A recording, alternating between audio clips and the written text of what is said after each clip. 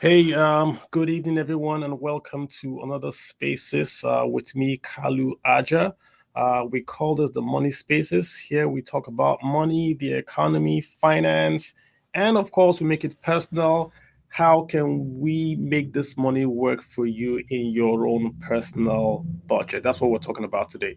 So, guys, today we're going to talk about investing, right? We are going to speak with quote unquote an industry player, a stockbroker, someone that understands all the investment options, all that history, all those, the risks, the opportunities in Nigerian stock market, and of course, also offshore a bit. We're going to talk to him today to get his take on where we can put our monies in 2023, and also just maybe a brief review of 2022. So I have him here. I've sent him an invite to speak.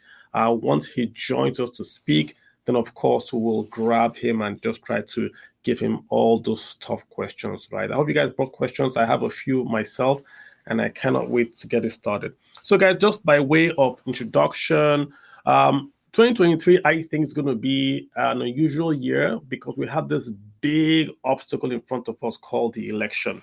And the election means that we're going to have a new administration who's going to bring in, I would say, new policies. So whoever is going to have something new from what we have. So that's going to be a big issue in terms of where we're going to allocate capital. So even though we know, yes, this policy will change or that policy will change, what are the principles that we have to keep on following, right? Irrespective of whoever is in power. It's going to be that same thing we keep on saying. You have to save. Saving means you don't spend more than you earn. That's all it means. Don't spend more than you earn. That means you saved. Then you have to invest. Investing means you take that excess savings that you've made and you then deploy it to work for you. That's essentially what we want you guys to do. So we want to make sure that you understand that you shouldn't spend everything and that you then deploy those excess cash and assets to work for you. The question is, where should you deploy it? Should you put it in the stock market? Should you put it in the property market? Should you buy currency? Should you hold dollars? Those are the questions we want to essentially talk to Mr. Ahmed about today. Where should we deploy our excess savings? So, good evening, Mr. Ahmed. If you want to unmute, maybe do a brief introduction and then we'll take it from there, sir. Thank you. Okay, good evening, Kalu. It's always a pleasure. It's always a pleasure being on these spaces. Thank you, sir. My name is Ahmed Olaitonbano, and I'm currently the director at STL Asset Management. You mentioned that I was a broker. I used to be a broker. Okay, yeah. Okay, we don't retire from broking. I've gone back to my first love. I'm actually an investment manager. There we go. Based on qualifications, experience, and all. I'm very sure when you met me, I was managing a stockbroking firm at that point in time. Yes, sir. Come back to my first love. Yeah. So that's me in a nutshell. I'm a CFA charter holder. Mm-hmm. I'm also a chartered stockbroker. Mm-hmm. And yeah, almost over 15 years experience in the finance industry in Nigeria. So, gotcha. Yeah, that's me in a nutshell. Thank you so much. It's always a pleasure being here. Always a pleasure. Always a pleasure. Yeah, we also like to have you here, sir, because you give us that in-depth, behind-the-scenes info that helps us become better investors. So thank you for agreeing to be here with us today. So let's just kick it off this way, right? Can we do like a brief 5-minute review of what happened in 2022? You know, like I know the stock market did about 19.98, which was not bad considering inflation was give or take 21. But can you just maybe give us an overview of what the returns in 2022 were? Just give us the lay of the land last year, and let's start from there. So 2022 was an interesting one. We started the year in a very beautiful way. Then Ukraine, Russia happened. A lot of things started happening after that. But the equity market was still good, you know, and which is part of the things that I want to talk about today. Which is, for me, I've observed this for almost 5 years, since 2018 till date, and I can see some I can see a very interesting relationship. And I've noticed that our market is very dependent on interest rates. So it seems we don't like taking risk in Nigeria. The only reason why we would take risk is if we don't get good returns on our money. So, and that played out last year too, because the equity market did close to 20-something%. And if you recall, the American market didn't do well last year. So it was a negative performance for the American market. That's true. So a lot of people expected that, and coupled with the Ukraine-Russia, a lot of people just felt that inflation, yes, let's don't forget inflation. Yeah, inflation also happened last year. So a lot of people expected that to sort of trickle down to the Nigerian equity market, but we didn't see that until say July last year, when the central bank and the MPC decided to start increasing rates.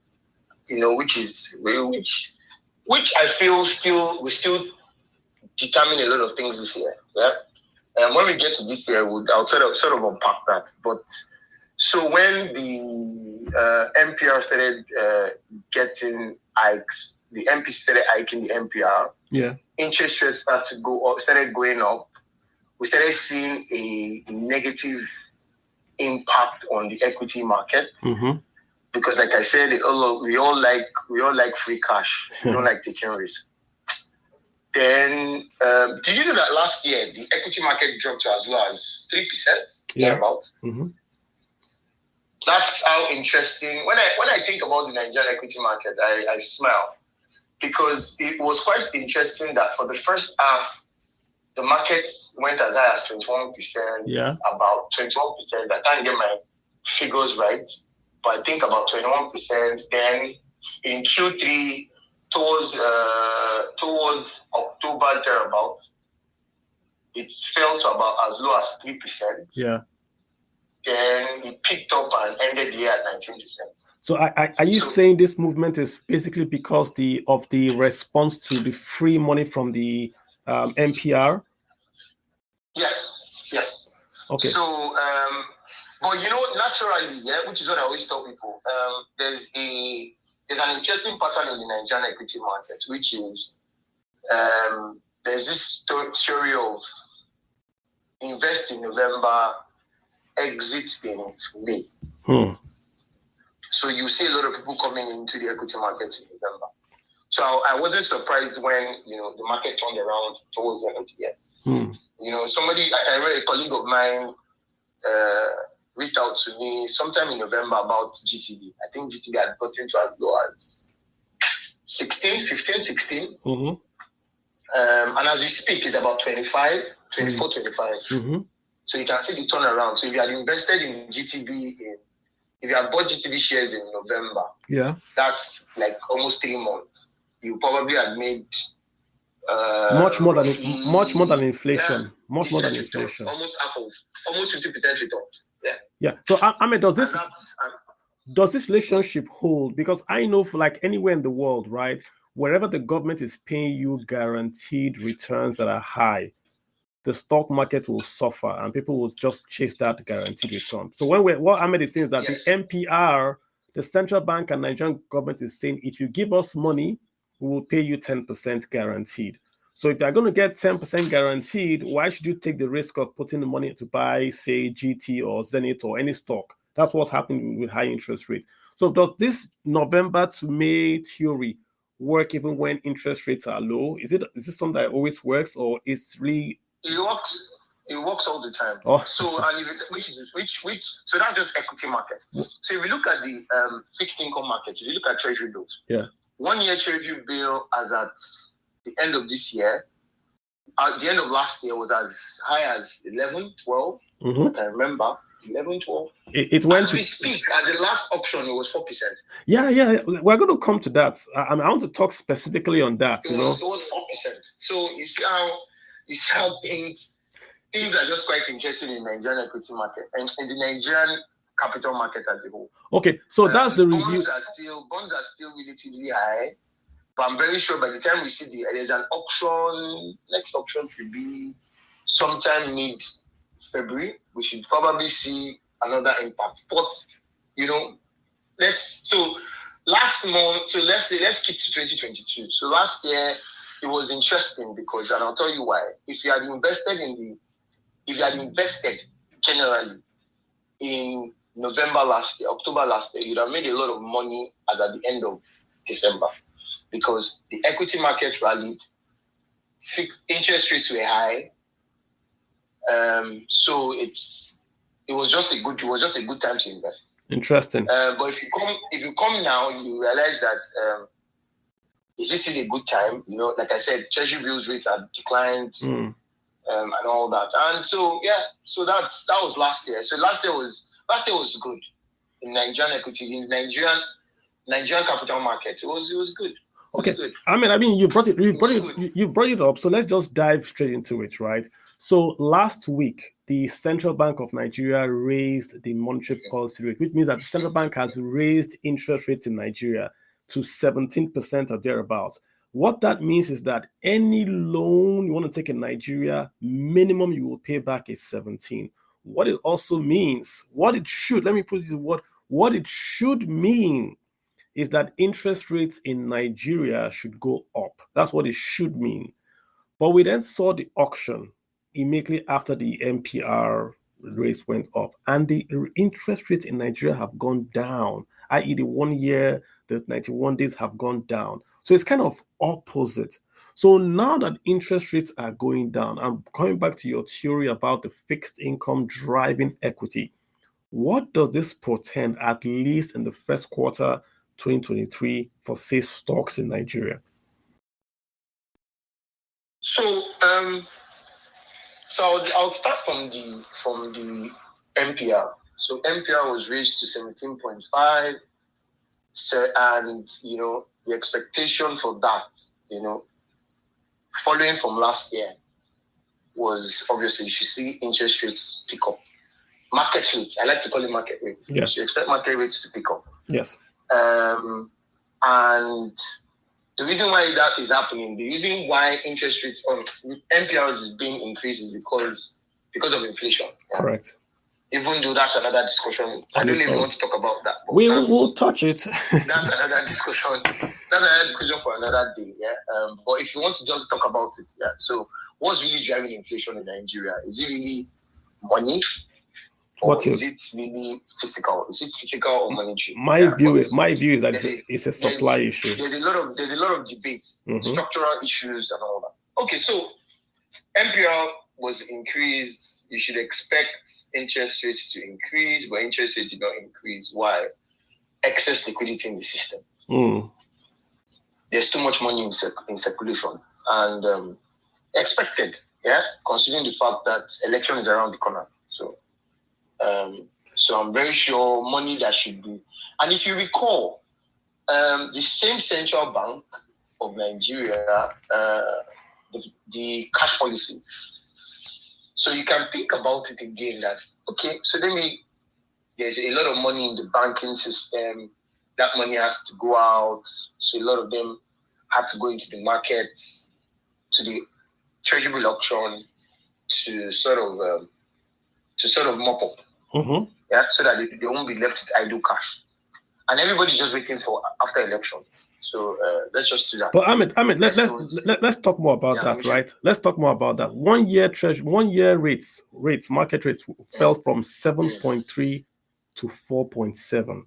That's major. Yes. 7.2 to 4. That can be excess liquidity. I mean, because last month there was still excess liquidity, and rates did not fall like this because these rates don't fall by 2 basis points. This is 2.5 basis points fall. So something is happening that I want us to bring it out. So that's what I'm saying. I know we know market participants know something is happening. So we are deliberated on this organization last week and after the auction. And to us, I don't want to say me, to us, that seems like the most reasonable. Let's try as much as possible to be reasonable. That's like the only reasonable thing to think about. Because if you sit down, why would that's, to be honest, that's a really reasonable thing. Yeah. It's excessive. So I'll take this back. I saw I'm in a group and someone posted something in that group early. It's an investment group. Posted something in that group early January. And the person actually predicted that, sort of did some sort of prediction and said, interests are going to decline in Q1. And we all said, why? And the guy said, then he dropped like some figures. And the guy said, this is the liquidity in the system that is, it foresees that is going to happen in Q1. So we should expect maybe by April, maybe things will now start to reverse. Interest will start to pick up. And it happened faster than, we all thought. Because we all felt, maybe it's only February and all that. But it happened faster. So it's obvious that, for me, what I think is, what seems reasonable to me is the cash in the system, cash policy, a lot of money in the banking sector. The banks have to, sort of do something with that money.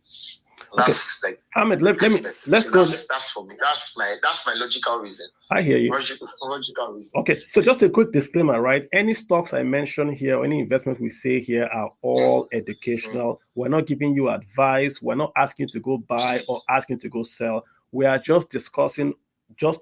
So it's not a recommendation. We're not financial advisors. We are just talking. But Ahmed, let's go into this. Yeah, Zenith Bank, right? This current dividend yield for Zenith Bank is 12.55. 12.55. And the risk-free rate, that means the risk-free rate for Nigeria, if I don't want to take any risk of my money, I get 4% for 1 year. Does this mean that money is not going to flow from the guys that are sitting pretty with their money, they don't take risk, back to the stock market? Will that now cause the stock market to sort of like jump in, say, Q1? Yes. That's it. I don't think I can say anything better than what you said. That's it. Okay. So right now, as we speak, let's don't even use 1 year, because 1 year means that if I buy a treasury bill today, it's not going to mature until next year. So that's 4% investment over 1 year. Yeah. But somebody is telling you that if I buy Zenith Bank today and hold it till sometime in March, I'll get it 12%. All things being equal and all that. All things being equal. I was about saying that if you hold all things equal, because prices might move and all that, but holding all things equal, that's 4%. So would I do that, or I would? Because or I'll go for the 1 year. Yeah, you don't have to answer that. I mean, it's a question. It's a question. The average return for dividend yields in the Nigerian market is 9%. 9%. Like you said earlier, this year fixed income was 9, 10, 11. But the Nigerian average was doing 9. So money moved to, why take risk when you can get risk-free 10? Now it has reversed. Okay, that's fine. But Ahmed, the big risk for us in 2023, we all know, is the elections. Do you think if I had $1 billion, amen, if I had $1 billion cash to invest, would this bring me to the market, or will I wait and see who wins? What's the smart money doing? Invest short. Invest short. So what do I mean by invest short? I'll invest. If I have money now today, I'll probably invest for one. I'll ever invest for 1 month. That means fixed income. I won't keep the money I do. Are you saying fixed income or the equity? Where are you talking about 1 month? Fixed income. I'll go for the fixed income, and I'll tell you why. Fixed income is relatively, I won't say relatively safe, because there's risk, there's credit risk. Yeah. When you place your money, the bank might decide to disappear. Obviously, no bank will disappear. I'm just jacking, but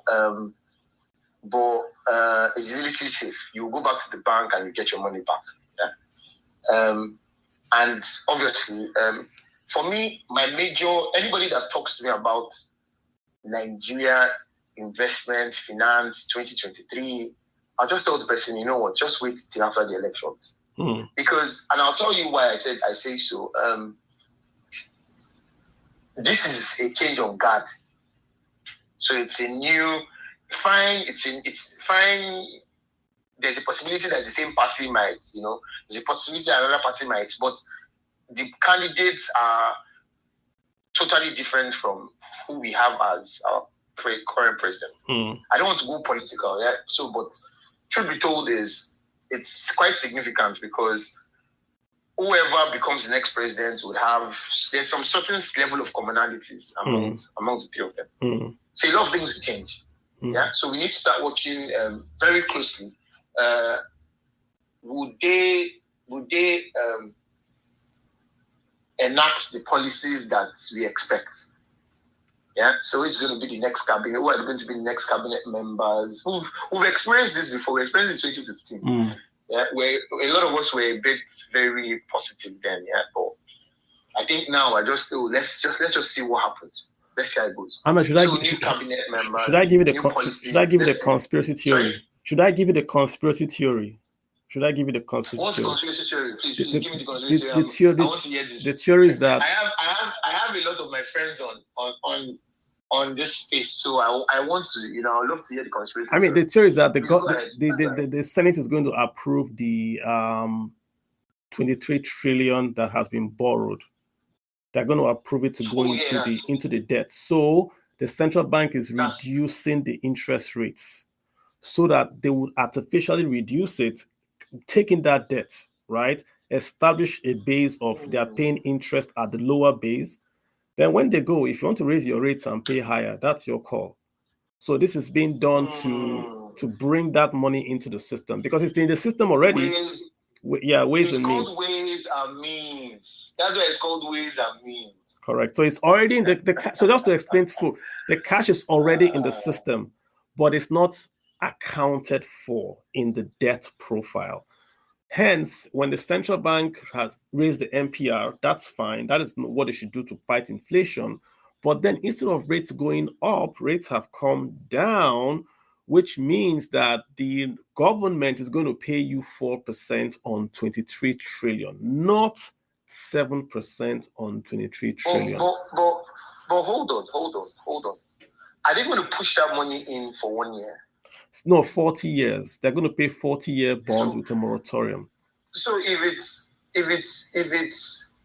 it's for 40 years, which is another conversation that I've also had, who is going to buy the bond? Who is going to buy the 40-year bond? The CBN, they can, how they structure the bonds could be such a way that it will be held in trust by Ministry of Finance, CBN, blah, blah, blah, blah, BOI, NNPC will buy. All those same folks will buy in trust, in quote, because the money is already out there. So they will get people to buy it. Yeah, they will say, we're holding it like how they did pensioner bonds. They were owing pensioners and they were owing contractors. They issued bonds. Then they held them. In the end, PFAs bought them because the yields were very good. So if you establish a low coupon today, then there's room for you to trade. And if you establish a high coupon today, then there's no room for you to trade. It's just a conspiracy theory, guys. So you can ignore if you don't like a conspiracy theory, just ignore it. But that's what you know, there's this thing I always say in Nigeria, yeah? There's no smoke without fire. There you go. So, all right. When you start to get things like this, there's a very strong possibility that somebody's cooking something somewhere. Something is cooking, 2020. So let's see how it goes. Yeah, let's now go more into, say, we've talked about stocks, we've talked about fixed income. You are saying we should do short-term fixed income because of the new government and because policies might change. What else is out there? Should I do foreign? Should I hold dollars? Let's talk about that one. Should I go from Naira? Naira, I earn risk-free Naira about 5%. If I want to take risk in Naira, I earn maybe 12%, 13, 15% with a CP, a commercial paper issued by, say, Dangote or issued by, say, FCMB. I can get anywhere from 12 to 15 in Naira. Exchange rate is about official let's just say 500 official. Let's say unofficial 750. Is it a good idea for me to go and put my money in dollar? Dollar right now, the rates have gone up. The dollar before was 0%. Now I can squeeze maybe 1%, 2%. If I do a seed in American banks, I get as high as 3% for 6 months. Is it a good idea to do Naira and earn 15% Naira? Or should I do dollar and end, say, 2-3% dollar? What do you think?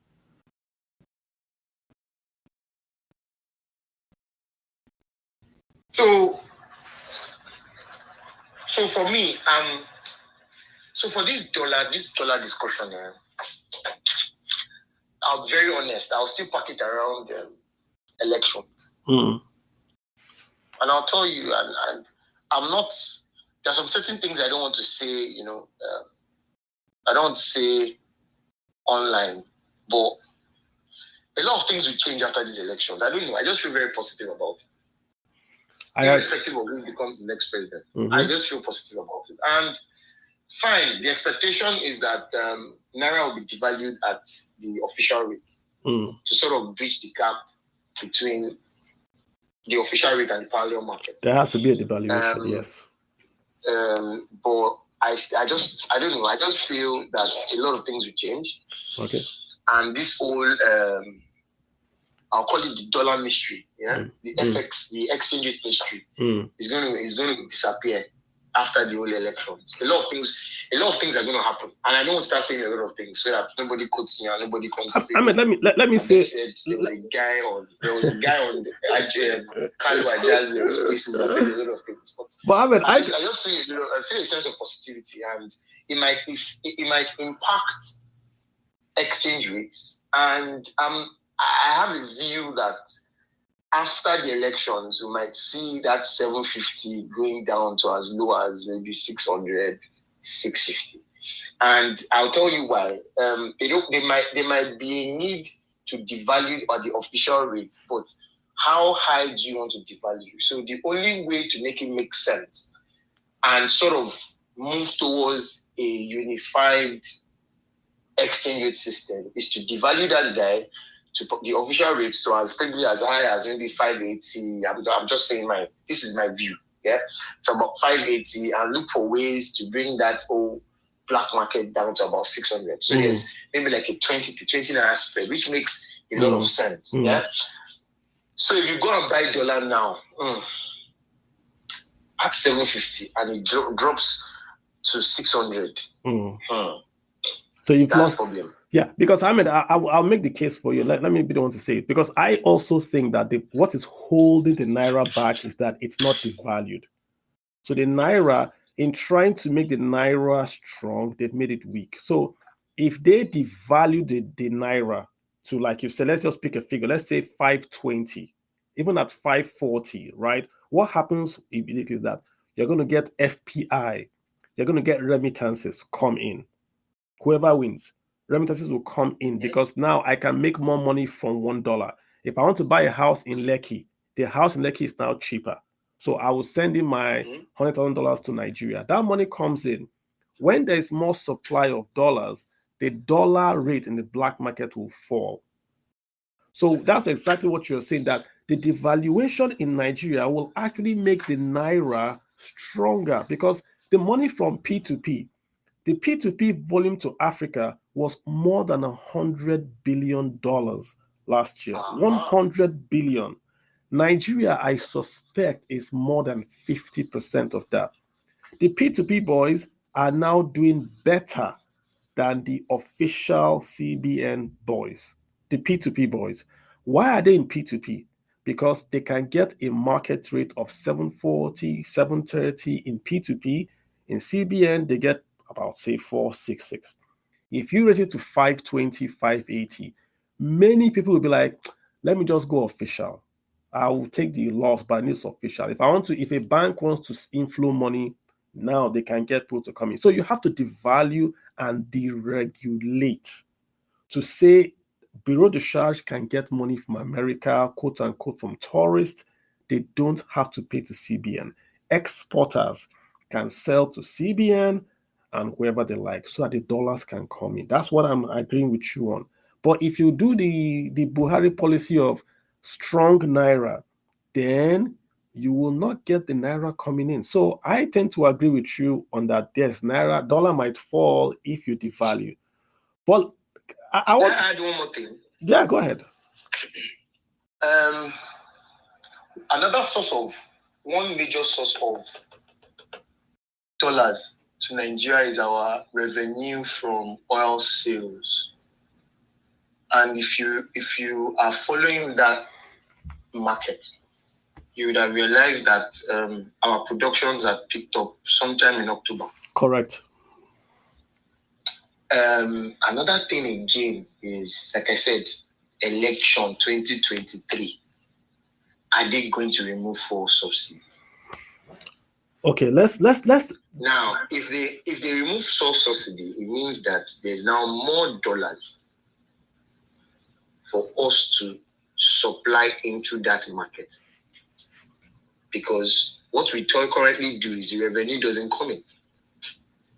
Last time I checked. So rather than the revenue coming in, it goes back as what we used to buy the fuel that we bring into the market. The so-called subsidy. Anyway, but so the question is, will they remove the fuel subsidy? That's a good question. Let's talk a bit of politics, because people will say we're talking politics. Let's say we're talking politics. We have Atiku, we have Peter Obi, we have Bola Ahmed Tinubu. All three have said subsidy will go. The difference is when it will go and how it will go. Look at my take. And if it will go. It's going to go.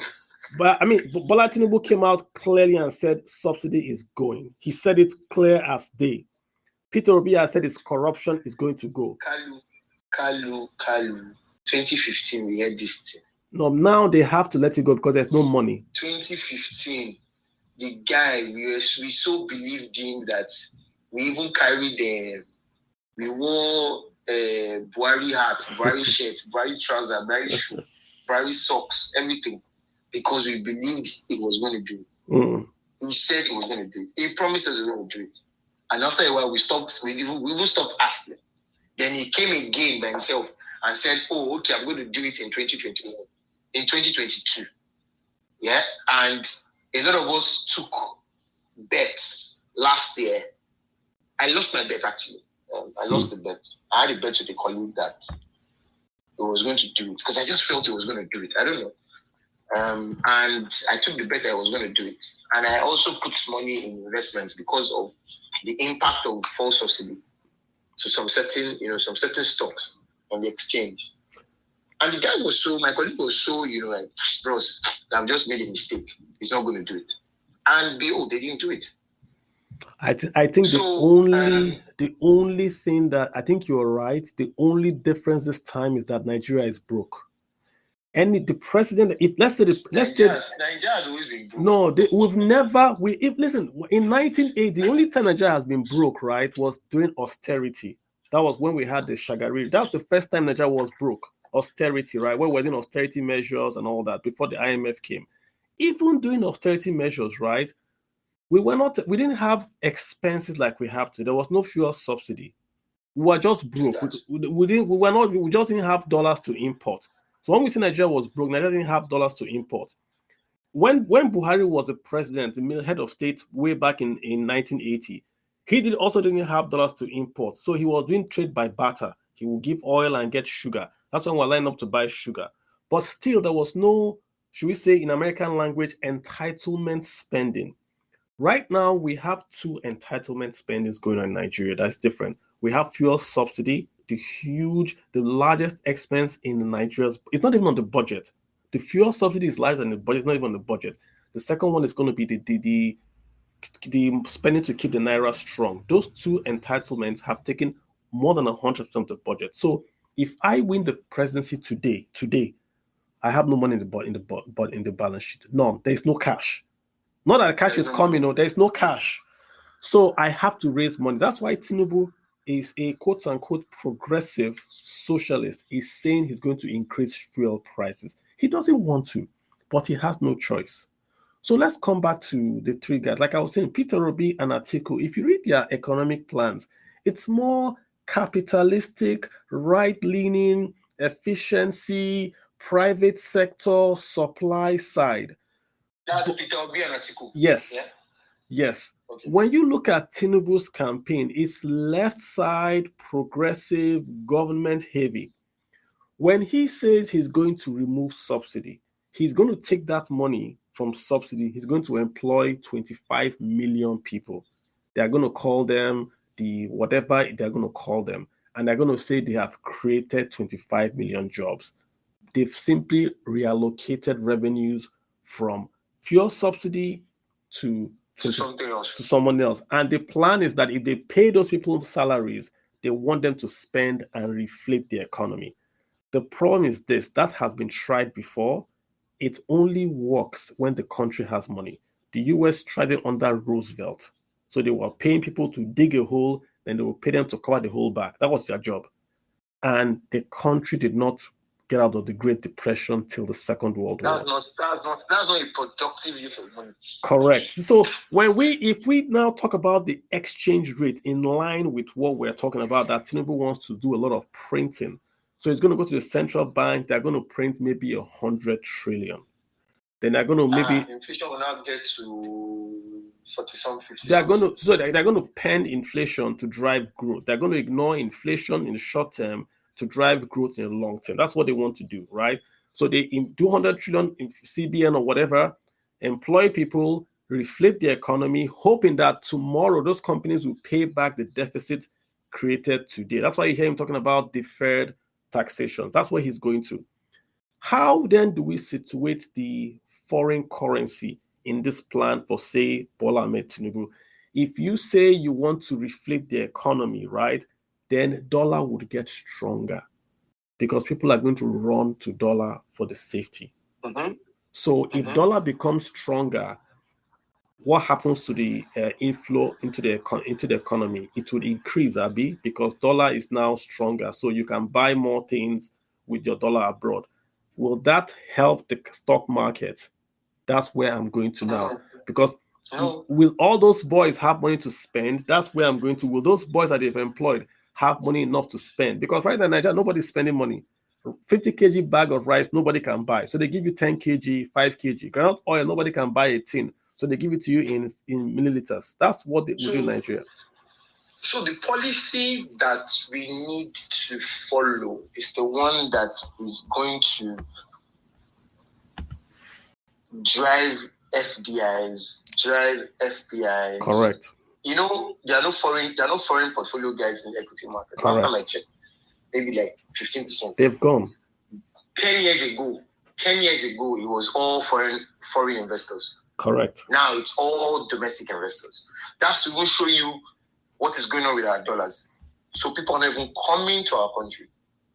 When last did you hear of a significant FDI and all that? Even if the FDI is coming, I heard there are some interesting ways they do it that the money just never reflects doesn't impact our exchange rate.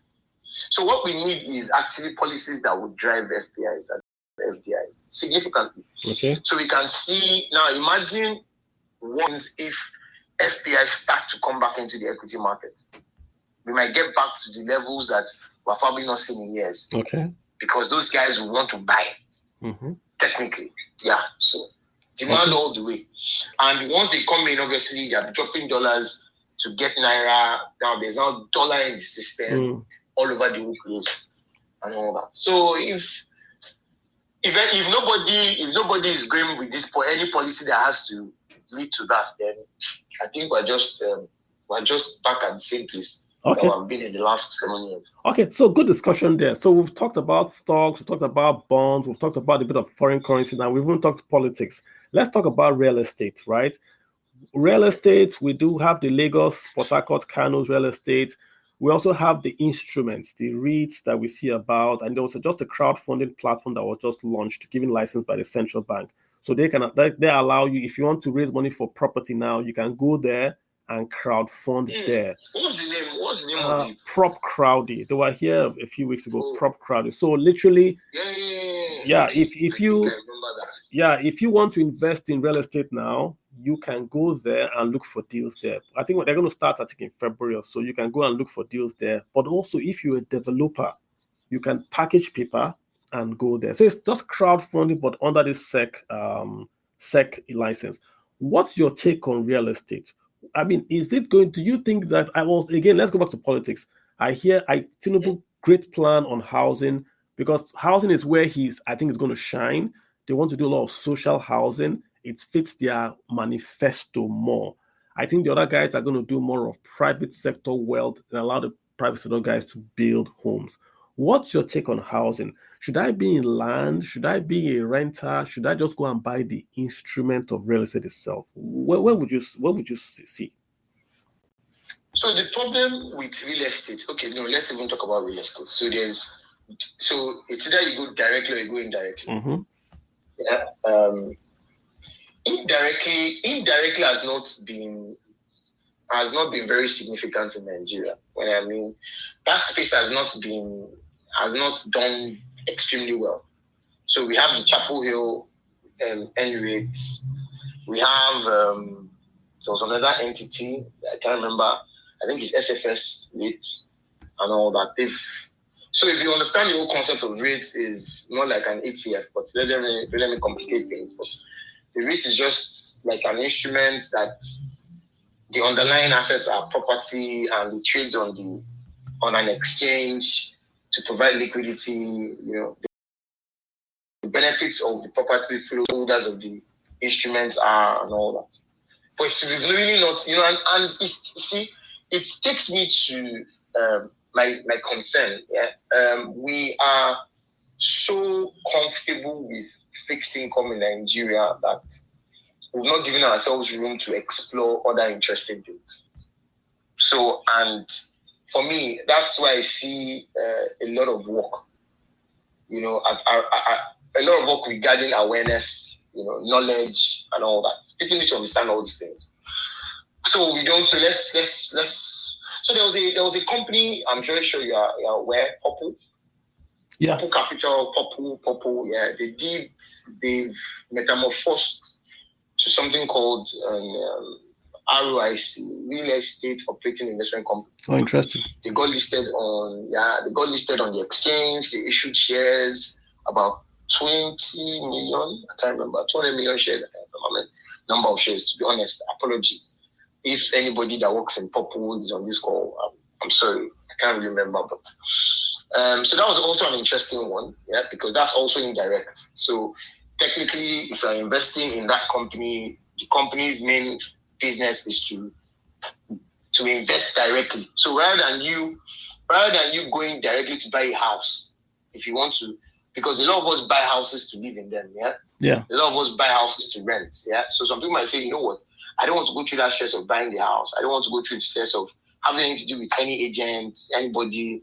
But I want exposure to real estate. So you can go and buy the shares of Purple, yeah? And with the expectation that, so it's basically like you're buying equity, but technically, so exactly, something like UPDC.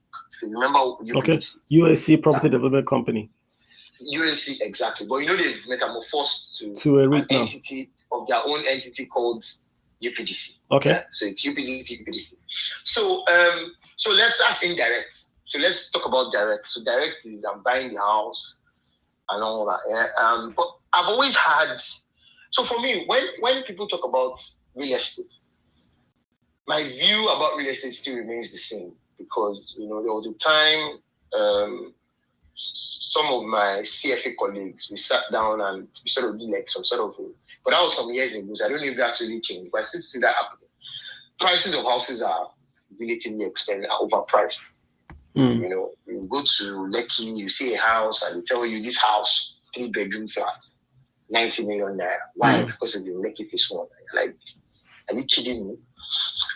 So the question I always ask is, if I decide to invest in real estate and I buy a house that is 90 million naira, 3-bedroom, Lekki Phase 1, how much can I rent it for? That's the question we need to ask ourselves. So you are talking about the yield now, not the valuation, yes, but the yield that you get from that. The yield. That's what I'm saying now. Okay. So the value, not the value, the yield, because obviously you are buying real estate. Nigeria is a peculiar country. Yeah, you can buy the land, the property in Lekki Phase 1 for 90 million naira, and next year they'll tell you it's now 110. That's how interesting it is. Yeah, that's Nigerian real estate. So if you are buying for resale, yeah, it's a good one. But if you are buying, that's my view, though. If you are buying for rental income, it might not be a good one. Why? Because I buy the house for 90 million naira and I rent it out for what? 5 million naira, 6 million naira. Now, by the time you start saying 7 million naira for a 3-bedroom flat in Ekifis one, that property will probably be there for a while. But interestingly, you will see people that will get it for 7 million naira. So the question is, how much can you rent it for? So if you say, okay, you want to rent it for 9 million naira. So that means you're looking at a yield of 10%. But obviously, we all know how difficult it will be to rent it for 9 million naira. So the question is, you buy the property for rental purposes. You need to ask yourself that question. How much can I rent this guy for? If you're not getting a 10%, then to me, it's not logical, because I could actually have put my money in a commercial paper that's going for about 13%. Yeah, and if just to mention this, so if you notice, so I'm not trying to digress, but I like to digress. So we are just in January, and I can see a lot of corporate companies coming out to issue corporate commercial papers. Yeah, a lot of them are doing that. And the reason for that is obviously the expectation that there's a federal government that wants to borrow 7 trillion naira. So at a point, there will be a crowding out effect. Yes, that's true. So before they come to the market, let me quickly come to the market. And you will see interesting rates. I've seen 17, I've seen 19, I've seen 15. The one I saw yesterday was about 15. I've seen 19. So basically, majority of them don't do more than 270 days. Yeah. So that's 15%. Just if I look at the one I saw on Friday. So the question is, would I do that against taking my money to buy a property and I'll find it difficult to get 10% yield? So the only thing I'm doing is I'm hopeful that the value of the property is going to go up. So we need to consider the location of the property. So for me, for real estate, there's a lot of things to consider. It's a space that I see a lot of Nigerians value emotionally. Yeah. So there's an emotional bias for real estate. So if you tell anybody now that has 200 million naira and ask him a question, if you win a jackpot now, 200 million naira, what will you do? What will you do with that money? I can bet you that he'll buy a flat in Lekki. 60 or 70% of them are going to buy a house. I mean, he'll tell you, this 50 million naira, I'm buying a house. So I had somebody that just came to me quite recently, and the first thing he said is, he had even told me what he wants to use 60% of the money to do. I'm buying a house. So it's like I said, there's an emotional bias to it. So if you tell people, don't buy a house, they'll say, are you kidding me? Yeah? Why are you telling me not to buy a house?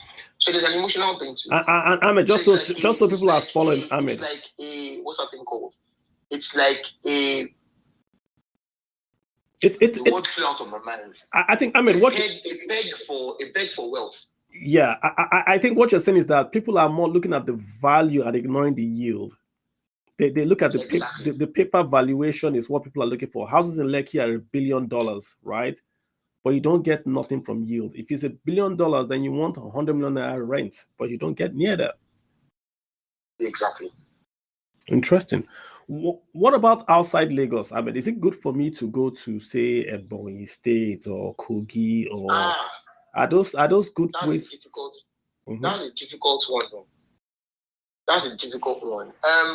Obviously, Lagos is overpriced. It's overvalued.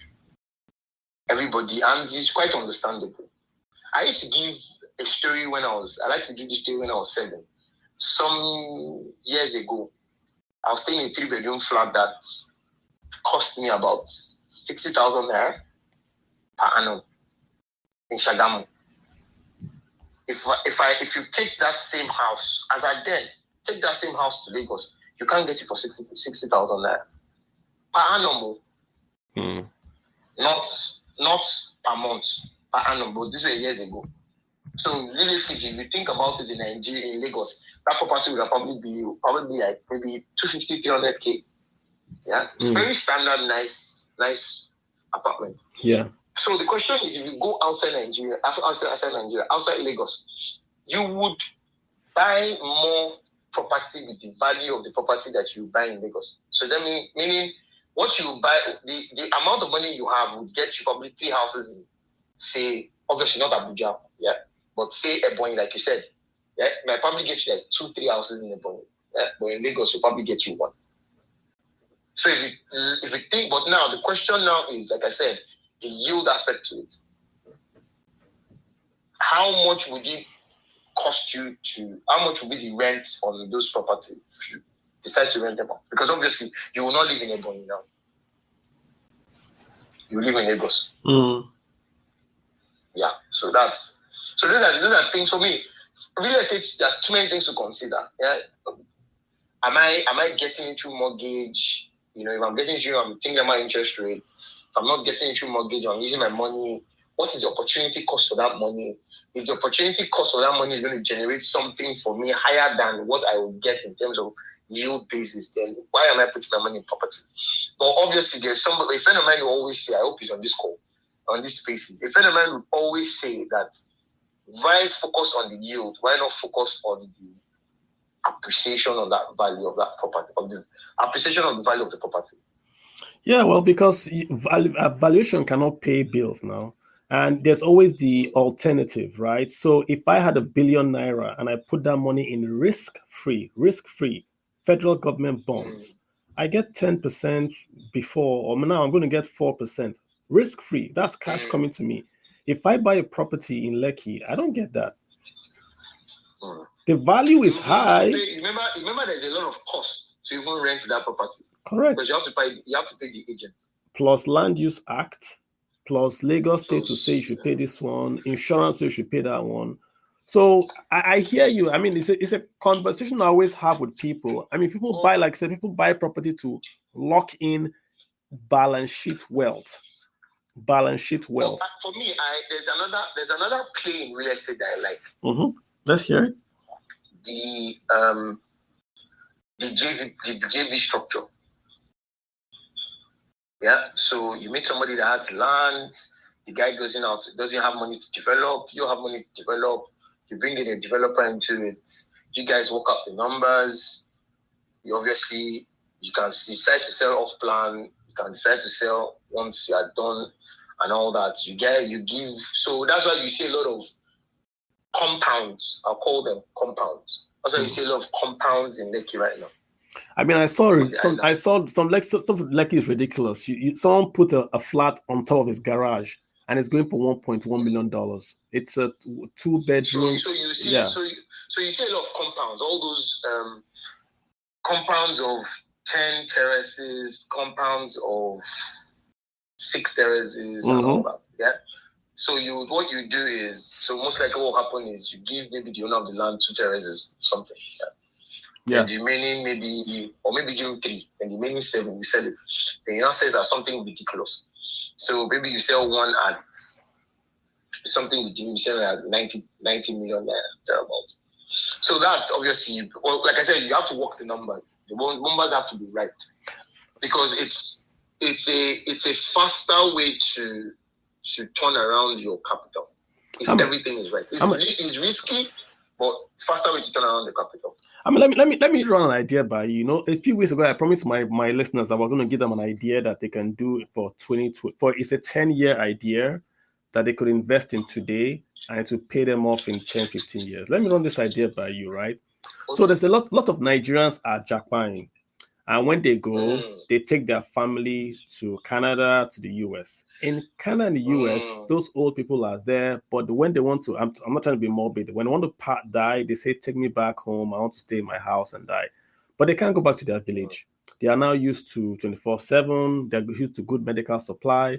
So what if I went to Ebonyi, I'm from a small village called Ohafia. What if I go to that place and I build a terraced apartment, like what they have in America, what they have old people's home? I build it there. Labor is cheap in Nigeria. Each person can have a nurse. Each person can have a cook and a butler. So the kids that live in Canada and America will pay me rent to take care of their parents here in Nigeria. I don't go to Lagos and do it. I do it in Kogi, in Niger, in Ebonyi, in those cheaper real estate places. I build a house, everything is there, but I have a nurse, I have a butler, I have a driver, I do all that stuff for the families, but I'm earning dollars, not on rent. But because the kids in Canada and America are paying me to take care of their dad. They put a video camera there, The service fee, but it's cheap housing. Those cheap homes in off Lagos, off Abuja now become very interesting now. That's a good idea that someone can get into today.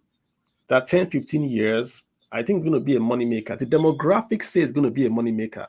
When in those days, when your parents are older, they stay in the village in Nigeria and you send money home. Now there's a demographic shift. The middle class has gone to Canada and America. Their families are not going with them. Their families are going to be here. But wait now. There's something I want you to consider. And I know, like I said, I know a lot of people on this call, on this space that are not in this country. Yeah. I'm even looking at one of them like this.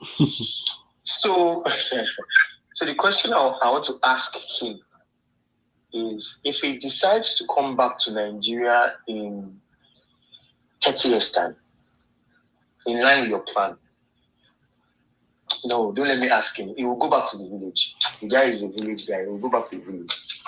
So my point is, because of our generation is a bit and slightly different from our parents' generation. I have a feeling, I might be wrong. I don't want to use myself as an example, but would I go back to the village when I'm old? Not you. Not necessarily. Not you, Ahmed. You. No. I'm saying the people that are Japan now. Not them. Their parents. The people that are Japan now. Their parents. People like me. So I can try to tell them that I'm looking at a friend of mine like this as we're talking. I'm looking at him like this. It's like me. We grew up together, friends. He was still with me last week and all that. Yeah. And now he took off during the week. You get? And the question is, I'm sorry, I'm setting you up. I know you can hear me, yeah? But he took off during the week. But the question is, if he comes back to Nigeria, will he rather stay in Lagos or go to the village? But Ahmed, for him, I think he will go to the village. Ahmed, it's not Ahmed. But let me pause you there. There might be value there. Yeah, Ahmed, let me pause you there. I'm not targeting him. I'm targeting his dad or his mom or his auntie that maybe he took with him to Japan or had been taken care of, but he's not going to come back to Nigeria. So in the villages in Nigeria, you're going to have people building old people's homes. They're going to employ people from the towns to the village to do what we do in America. Our traditional country. It is changing, Ahmed. It is changing. Ahmed, it is changing. Did we have divorce? Now we have divorce. Sorry? Did we have divorce in the past? Now we have divorce. Did we have Japan in the past? Now we have it. But that's just something to throw out there. And if anyone wants to talk about that, we'll soon have guys in. Ahmed will spend an hour. Yeah, I think it's something that we should look at, right? I think it's something that we should look at 10, 15 years. There's something I always tell people, yeah? Your product doesn't necessarily have to meet all Nigerians, but your product has to meet a certain, you must be able to identify that certain demography that your product would appeal to. And for me, it might not be the St. Louis sugar. St. Louis sugar is the sugar that everybody takes. Yeah, it might not be the St. Louis sugar, yeah, but you would find out that a significant number of people will take that. A significant number. It's an interesting one. Gotcha. It's an interesting one. So Ahmed, we've come from I'm even thinking, if my dad had said he wanted to go back to the village, we have gone back to the village. I think so. We had such a value. Yeah, I think so. Okay. So we've gone around, Ahmed. We've done currencies, we've done equities, we've done stocks, we've done bonds, we've done real estate. What other asset class do you think we're overlooking or that we should pay attention to? Also, commodities to me. Please don't call cryptocurrency. No, I will mention Bitcoin. Look, I'll leave it alone. Don't call. But people that know me know that I don't talk about cryptocurrency. If we start crypto here, there's an asset class that we're missing, which is commodity. Yeah, I was going to ask you about that. And for me, as long as, so based on academics, and I always use academics as my starting point before I start to bring in all the other factors to make it more realistic. You know? So based on academics, commodities is a good inflation edge. Interestingly, real estate is also a good inflation edge. Yeah, but Nigeria is just a very peculiar situation. So commodities is a good inflation edge. So when we are in an inflationary environment, it's good to invest in commodities.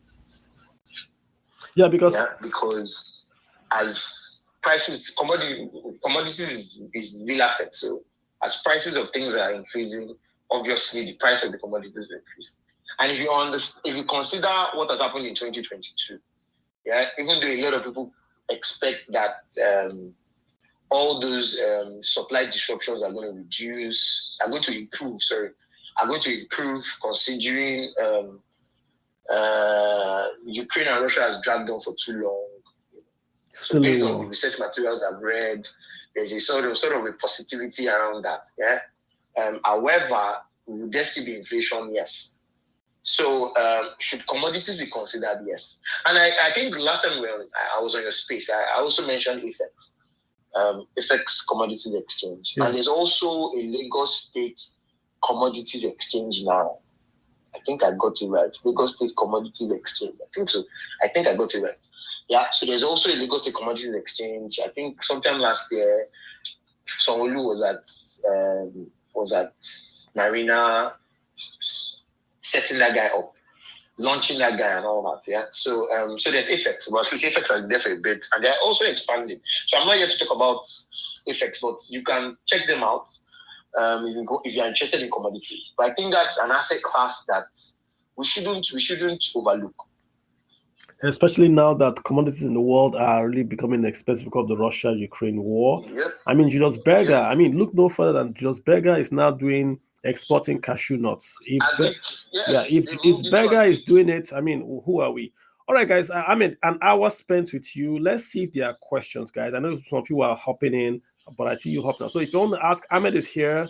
If you want to ask him questions, if you have a comment, if you want to just take your take, this is your time to log in and request, and I'll ask you. But let me check my DMs. I always get tons of messages on the DM. So give me a quick sec. Let me cover there. There we go. So Ahmed, this is for you. Ahmed, they're talking about the fuel scarcity. Somebody is saying that will Dangote refinery, will it have any impact on fuel subsidy payment? That was somebody is asking. What's the relationship with Dangote's refinery and fuel subsidy, and what we're talking about the payment and all that? So, do you want to take a stab at that? Okay, so Dangote refinery, Dangote has said that it's going to do us he's going to deal us on a will I call it professional basis. He won't. By the way, so let me. So somebody said this thing. I was at a session some weeks back, and somebody said something, and the person said, Dangote is a businessman. Dangote did not set up Dangote refinery to help Nigeria. Dangote he got Dangote refinery set up because he wanted to make money. So there will obviously be no concessions. So if you remember, Dangote refinery is at Lekki Free Trade Zone. And at Lekki Free Trade Zone, you can do let me just water it down. You can do as you like.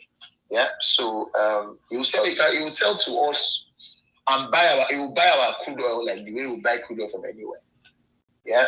But we sort of need him more than he needs us, to be honest. So would there be any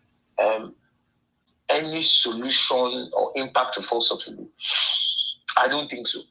Yeah. I don't think so. It's just that it's easy for us to be able to. So if you understand the whole dynamics of fuel subsidy, I don't think so. So you are saying that the prices he's a businessman, so he will not sell fuel to you cheaper than what he will sell to. Why he will sell to you when you can sell to Ghana at higher rates. So are you saying that are you saying the price will not come down? I don't think so. Okay, I hear you. I don't think so. Okay, let's get I've got our situation is really about getting things right. So to him, he mustn't sell all his faults. He mustn't sell all his faults in Nigeria. So that you have to consider that, and he has to obviously pay back his loans. So he will always sell to who will give him the best price. So yeah, that's what I say too. Gotcha. All right, so let's get Mystic Queen, son of Lagos and London. Hi, Carlo. How you doing? Don't matter my name. Yeah. You What's know up? what it is. It's actually Mystic Sin of Lagos. Gotcha. Go for it. Yeah. Thanks for accepting my invite to speak. Nice to connect with you, AOB, as well. I just want to ask a question, if that's okay. Go for it. I would like you to emphasize on stock, especially for those of us who are in diaspora. So I just started taking investing seriously in my 30s, and then anywhere you turn, they tell you, oh, compounding is the eighth wonder of the world.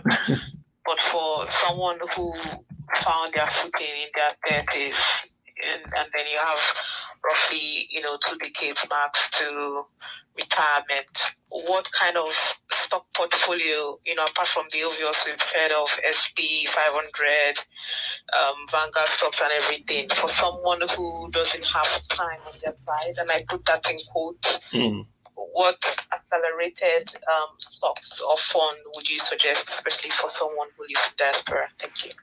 Yeah, I think the good thing for you is that Carlo, do you want to? Yeah, I can quickly do that. I think you want to take. Do you want to take that? I'll take it. You can also hop in, please. Yeah, I'll just take it. No, please, okay. Go ahead.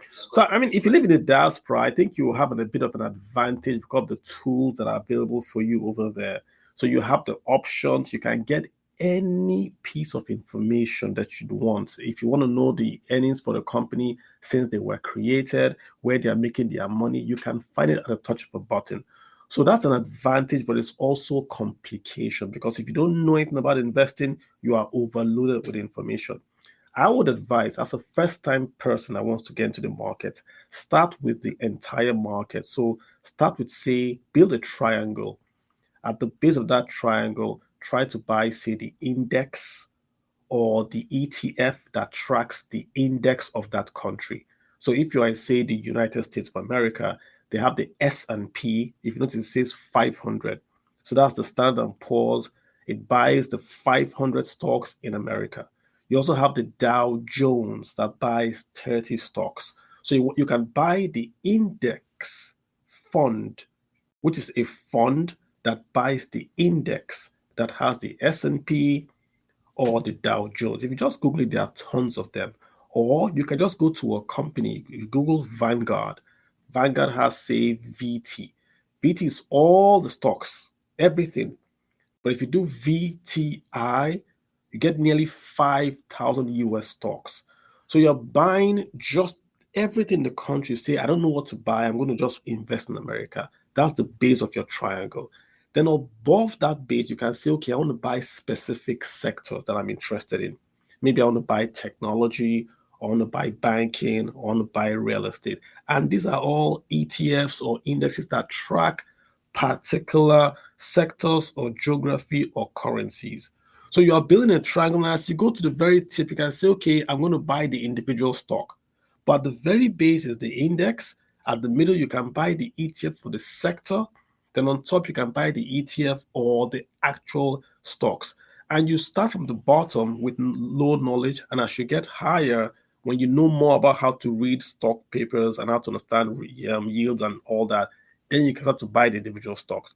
So I would say, for instance, if I want to buy Apple, I don't know anything about Apple. I don't know anything about investing.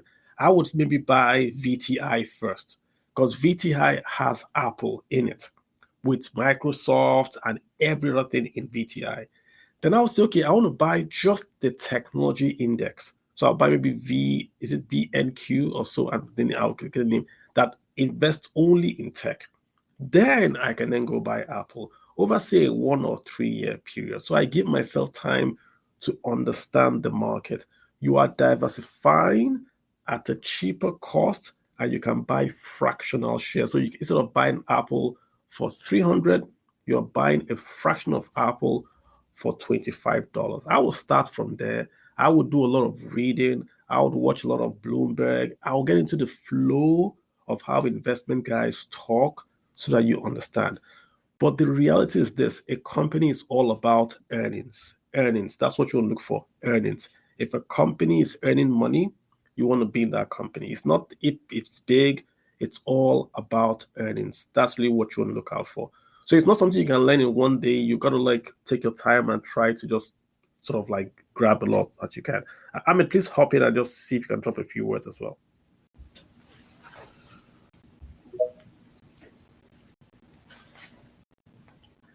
You said it all. Yes, so you said it all. So you said it all. Did you have the Frank? Yeah. She said. So when she said something like that, when I was muted and I said, "Yeah, you're actually in the right place."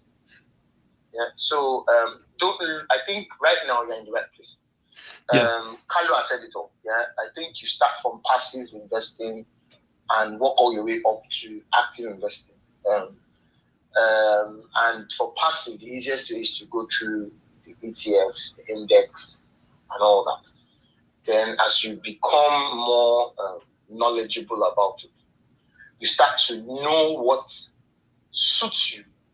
So it's not all about, and that's what I always tell people. Yeah? It's not all about the Apple or the Tesla or the, for my friends that know me, they always know I'm very anti-Tesla, yeah. But a lot of people still buy Tesla, yeah. So for me, as you move along, you tend to understand, yeah. Just to add to what Carlo said, you tend to understand the stocks that sort of suit you, yeah. You will understand them better. So, are you a dividend person? Are you after value? Are you after growth? And all that, you find your sweet spot, and it comes better. But for now, yeah, I think just go with Carlos' advice. Yeah, buy the index. If you like dividends, just Google index funds that pay dividends, or Google ETF dividend funds. You get tons of options. Yeah, I just go to Vanguard. It's cheap. They're one of the largest providers of ETFs. They're very cheap. Just go and get it. Yeah, or Spider and all that. Yeah, thanks, guys. I already have, those ETFs and SPS 500 as well. Mm-hmm. I'm just looking to, because of the whole, when did you start thing? Because one of the benefits of compounding is that the earlier you start, the earlier you enjoy the benefits of compounding. Correct. So my challenge is not really what to invest in, because I've started doing that. My problem is trying to shorten the time because I started late. Do you see what I mean? I hear what you. Let me give you what my uncle. Can I? Go ahead. Can I comment? Apologies. And this is my financial planning hat. And I still said it to somebody today. There's no right time to start investing but now. Gotcha. Yeah. Let me say that again. There's no right time to start investing but now. Do you understand? There's nothing like I started late. So you've said that twice. You said that the first time. You said it again. I'm like, I have to jump in. There's nothing like you started late. Interestingly, everybody has a different investment journey. So never compare yourself to Kalu or AOB or anybody. Yeah? You have your own life. You have your own investment life. You have your own investment journey. You might make an investment now that's all I started late will now become like, what just happened in 2 years? So, and the problem, and why I'm trying to say this is, with that mindset, you might want to take excessive risk. I'm wondering if you guys because of the fact that you want to do it. If you understand what I'm trying to say. I want to shorten that. I started when I was 30. I could have started when I was 20. So now I need to rush. And in the end, or in your rushing to catch up with time, you make a lot of mistakes. And to be honest, there's something I will say again. Your money is in your hand is more precious than any investment you can make. And I'm saying this from experience. The money you have in your hand is better than any investment you can make. Because the moment that money goes, you have sleepless nights. So please, be careful about it. Don't rush. Take your time. Get into it. And I can tell you, you make one investment that you probably come back to this place and you tell us that, oh, guys, I made one, I made 2,000% returns. It happens. I can imagine people that bought Tesla. I stumbled on Tesla when Tesla was $40. That was 2012. So if I had bought Tesla at in 2012, 10 years down the line, I would have made a lot of money. So it's not when you start, it's by ensuring that you have the right fundamentals and you see the opportunities and you take them when you want to take them. So please don't put yourself on any pressures, please. And let me just add this, right? My uncle, Warren Buffett, said you cannot impregnate 7 women and have a child in 1 month. That's Warren Buffett, right? So he essentially saying that, you see the problem with time, when they say it's compounding, it's a mathematical equation. The way your interest is calculated in the bank is over time. If you Google the future value of money, it's present value 1 plus rate raised to power time. It's a mathematical equation, which means that if you put money into your account in 2020 and I put money into my account in 2030, you will make more money than me because your money invests or compounds longer. The only way you can break compounding and make more money is to take more risk. That's the problem. So if you take more risk, then you might catch up, but you might lose everything. So if you are young, that's why I want to catch the young people all the time. I catch the young people. If you are younger, make sure you are saving and investing because your advantage is time, not returns of investment.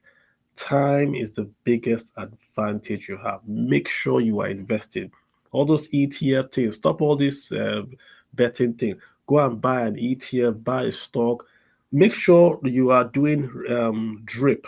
If you live in America, they offer what's called DRIP, Dividend Reinvestment Program. So once you buy something, make sure you are reinvesting your dividends and it's going back into your account. Don't spend your dividends. Take your dividends, put it right back in. That's compounding.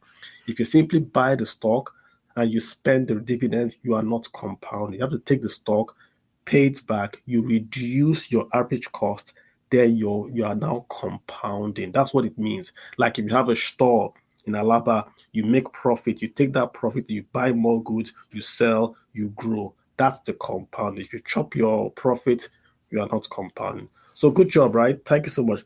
Let's get Ayodeji. Ayodeji, thanks for holding on. You got a call, sir. Go ahead, sir. I've got Ayodeji, Prof. AY. Prof. AY, you've got the floor. Right. Yeah.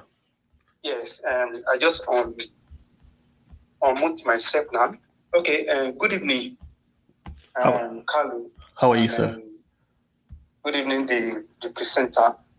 Okay, I actually joined this space a bit late, maybe due to one thing or the other anyway.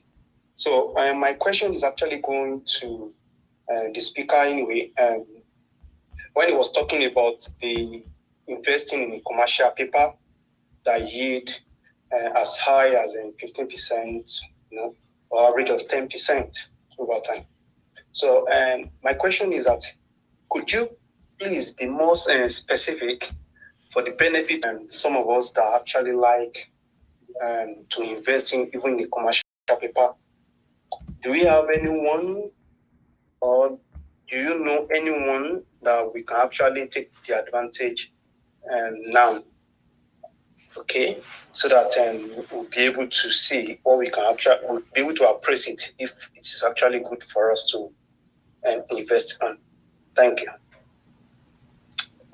Okay, Kalu, let me market myself. Go for it. So, Prof. AY, please, can you send me a personal, can you send me a message on my DM? So, I don't want to start calling names, but I think you can. You can. There are about 3 CPs that are currently running. Yeah. I know last week there's an entity called African Foundries.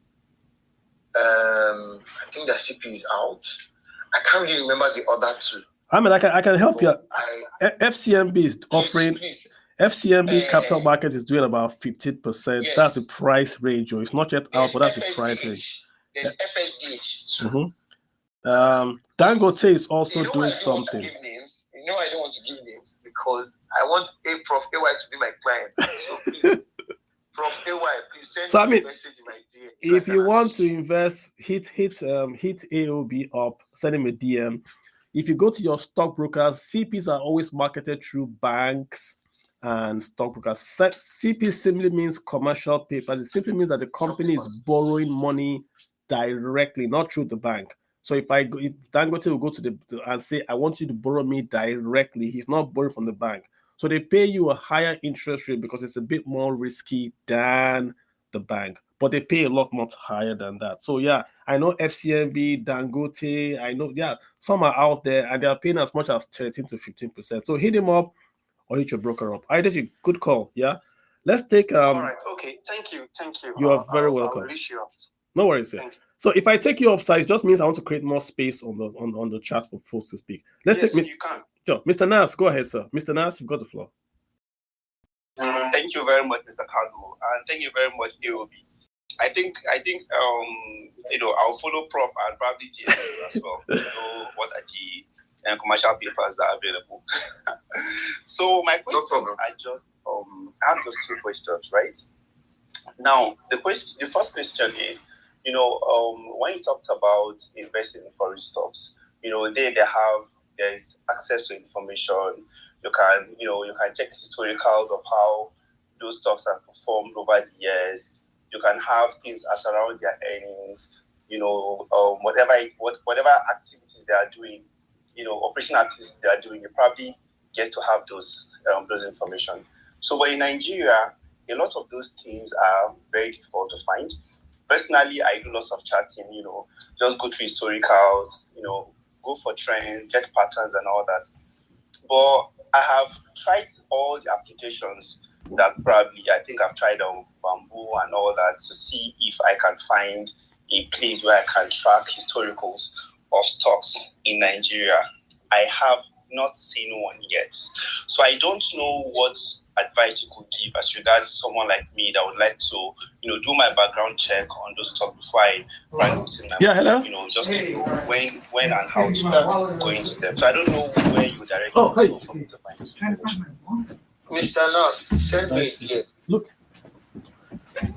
Okay, no problem. Thank you very much. So there's a platform I would recommend to you. I don't know if the owner of the platform is on this call because I sent him the link for this space. He's a busy person, so I'm surprised if he's not on this call. He had probably forgotten. So it's a platform that connects you directly to Nigerian Stock Exchange. You are going to see more than I can boast of that. You will see more than you expect. So from your charts to financials to the analysis to the recommendations to everything, and it's Nigerian owned. So they've done a very fantastic job, very very fantastic job. So if you send me, I can't remember they've changed they've metamorphosed several, so I don't know what they use now in terms of their name. But if you send me a DM, I'll send you the link and you can sort of subscribe. Last time I checked, thank you very much, 15,000 naira per quarter or 15,000 naira per month. I can't remember. I've not used them in a while. So, but I can tell you that when I was actively in the market all through last year, for the early part of last year and 2021 and 2020. They were the ones I've not subscribed in a bit because I've been very busy, but I'll send you the link. I'm sure you'll be very amazed that something like that is actually existing. Yeah, and AB, it's also to his point. In America, I can get information everywhere. In Nigeria, you used to be able to go to the Nigerian Stock Exchange, as now the NGX, and get all this information historically. Now it's harder. They make you pay for it now, So I just wish there was like a public portal where you could actually get all the stuff without having to look for it. I personally use a lot of apps that I pay for to get them, but So Kalu, these guys have done well. To be honest, they've done remarkably well. So they've gone as far as giving you a direct access to the market. So if you're a trader, then they've given you access to level 1 and level 2 information. Meaning, as the transactions are happening on the Nigerian Stock Exchange, you are seeing it on your laptop. Interesting. I can share the link with you too. Please share with me, so we can even bring them here and let's talk about it. Yeah, I think you should. All right, super. All right, so Mr. Nas, thanks so much. Let's get Biggie. Biggie, you've got the floor, sir. Go ahead. Good evening, everyone. Good evening, Mr. Kalu. Good evening, AOB. So, I've got 2 questions. Yeah. So, okay. So I'm just going to start from the fact that he was talking about the overview of like the capital market and how the market is strongly dependent on interest rates. So basically, he said and advised. Okay. Due to the peculiarities of Nigeria, I would say, and the interest rate volatility, he advised that it is to invest short on the fixed income. Now, my question is, as a rule of thumb, yeah, when the interest rate goes up, the value of bond always comes down. And the reason why he suggested or advised on a short period or a short investment on the fixed income side is because I think he expects or he thinks there's an interest rate risk. So now, my question is, what kind of bond? Is it like a straight bond? Is it like a callable bond? Is it, I want to know the kind of what bond exactly. And then my second question is on the equity market right now. So I want to know like your basis of investment. Like, what are those factors you consider before you value a stock? So probably like you're buying Zenith. So I really want to know, is it just a psychological factor you consider? I'm sure it's not going to be that, but I literally want to know the factors you consider before valuing a stock. Thank you. Those are heavy questions. Questions are Mr. Biggie. Okay, so let's take it simple. Yeah. So Biggie, let's don't, for the benefit of the audience, let's don't go technical. Yeah. Let's keep it simple. So for the fixed income question, yeah. The question, yes, you are right. There's an inverse relationship between interest rates and value of bonds. Yeah. But the question now is, what is your expectation of the direction of interest rates in the next 2 to 3 to 6 months? Let's say 3 to 6 months. What's the view? So that would help you with the reason why I said we should stay short. And the staying short is also premised on the fact that I'm very positive about the elections. I'm very positive about who is going to be our next president. So I expect a lot of things to happen positively after the election. So if I'm making decisions right now, I need to consider that. But before we even go to elections, let's even exclude elections. your decision around investing in fixed income instruments should be based on your view on interest rates. 3 to 6 months. Yeah, and my view is interest rates are going to go high.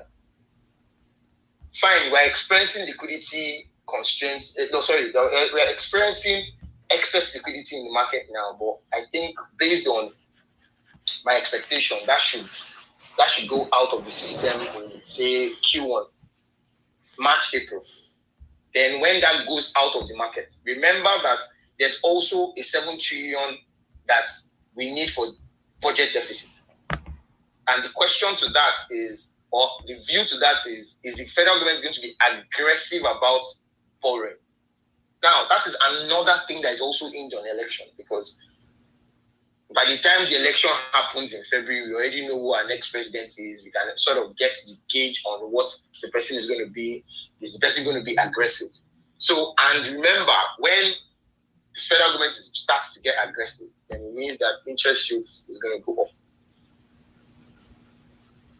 Considering the fact that liquidity is out of the system, considering that inflation is still 17%, I mean 22%. So by the time you start thinking about all these things, do you want to buy bonds? Because if you buy bonds, it means that by the time 6 months, we get to 6 months, you're going to lose the value of your bonds. Yeah. So why don't I play short and invest as interest rates start to go higher? So instead of me investing at 4% or 8% now, if interest rates get higher, then I'll be investing at a higher rate. While you are losing, not you do, while the person that invests today loses money, I am making money because I've been able to wait it out, see interest rates go up, and invest at a higher rate. Now, I hope I've not lost my audience. I'm trying to answer your question. Ahmed, let me also say this, Ahmed, right? So he's making a point of the inverse relationship between the interest rates going up and the price of bonds coming down. But the problem is that it's not happening in Nigeria. We've seen interest rates in Nigeria go up. Then we've seen risk-free rates in Nigeria come down. It should be the other way around. So the market is not really the one determining those rates that the CBN is posting. That's the problem. So what Ahmed is saying is, when you are uncertain about the future, go short. Don't lock yourself into a bond, which is going to be 2 years at the minimum. Rather, do a treasury bill, 91 days, do a rollover. So that means if you roll over the treasury bill and something happens you don't like, you're out in 91 days. You take your money and you go. Look at Ghana. The guys that have bonds in Ghana, they're telling them that they must roll over, they must accept this haircut by force because they are bonds, they are long-term there. So when you're not sure of tomorrow, you go very, very short-term. That's what Ahmed is saying. So it's not really the return or the inverse relationship he's talking about, but election is going to be in February.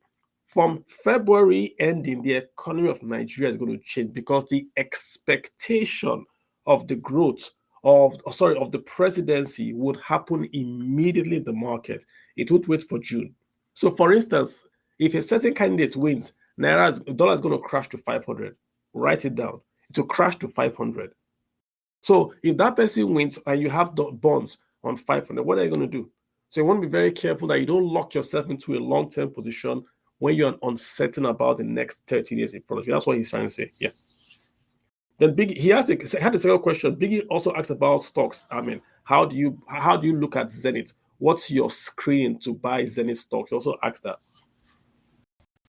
So for me, for stocks, I always tell people that I'm more of a technical analysis guy than a fundamental analysis guy.